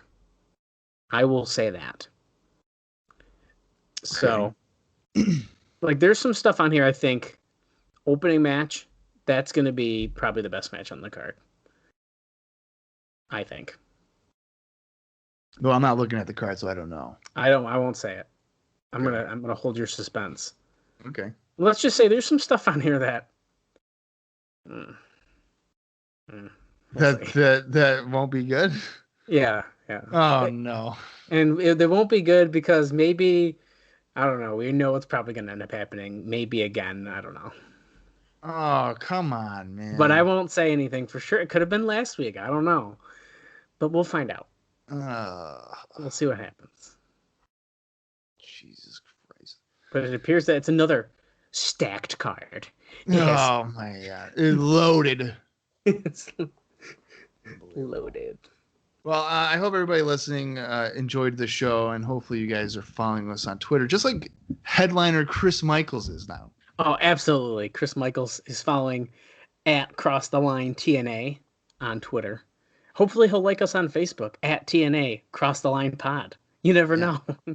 And you know what? If you're a sucker for bad wrestling, which we saw tonight, and you want to maybe listen along to Dallas and I, along with our good friend Austin Skinner, we do IcoPod, where we're watching WWF 1995 Raw episodes, pay-per-views, stuff like that. You know, and if you thought that this shit's bad, go ahead and listen to IcoPod and watch a Raw with us, because it's the most bullshit stuff I've watched my whole life.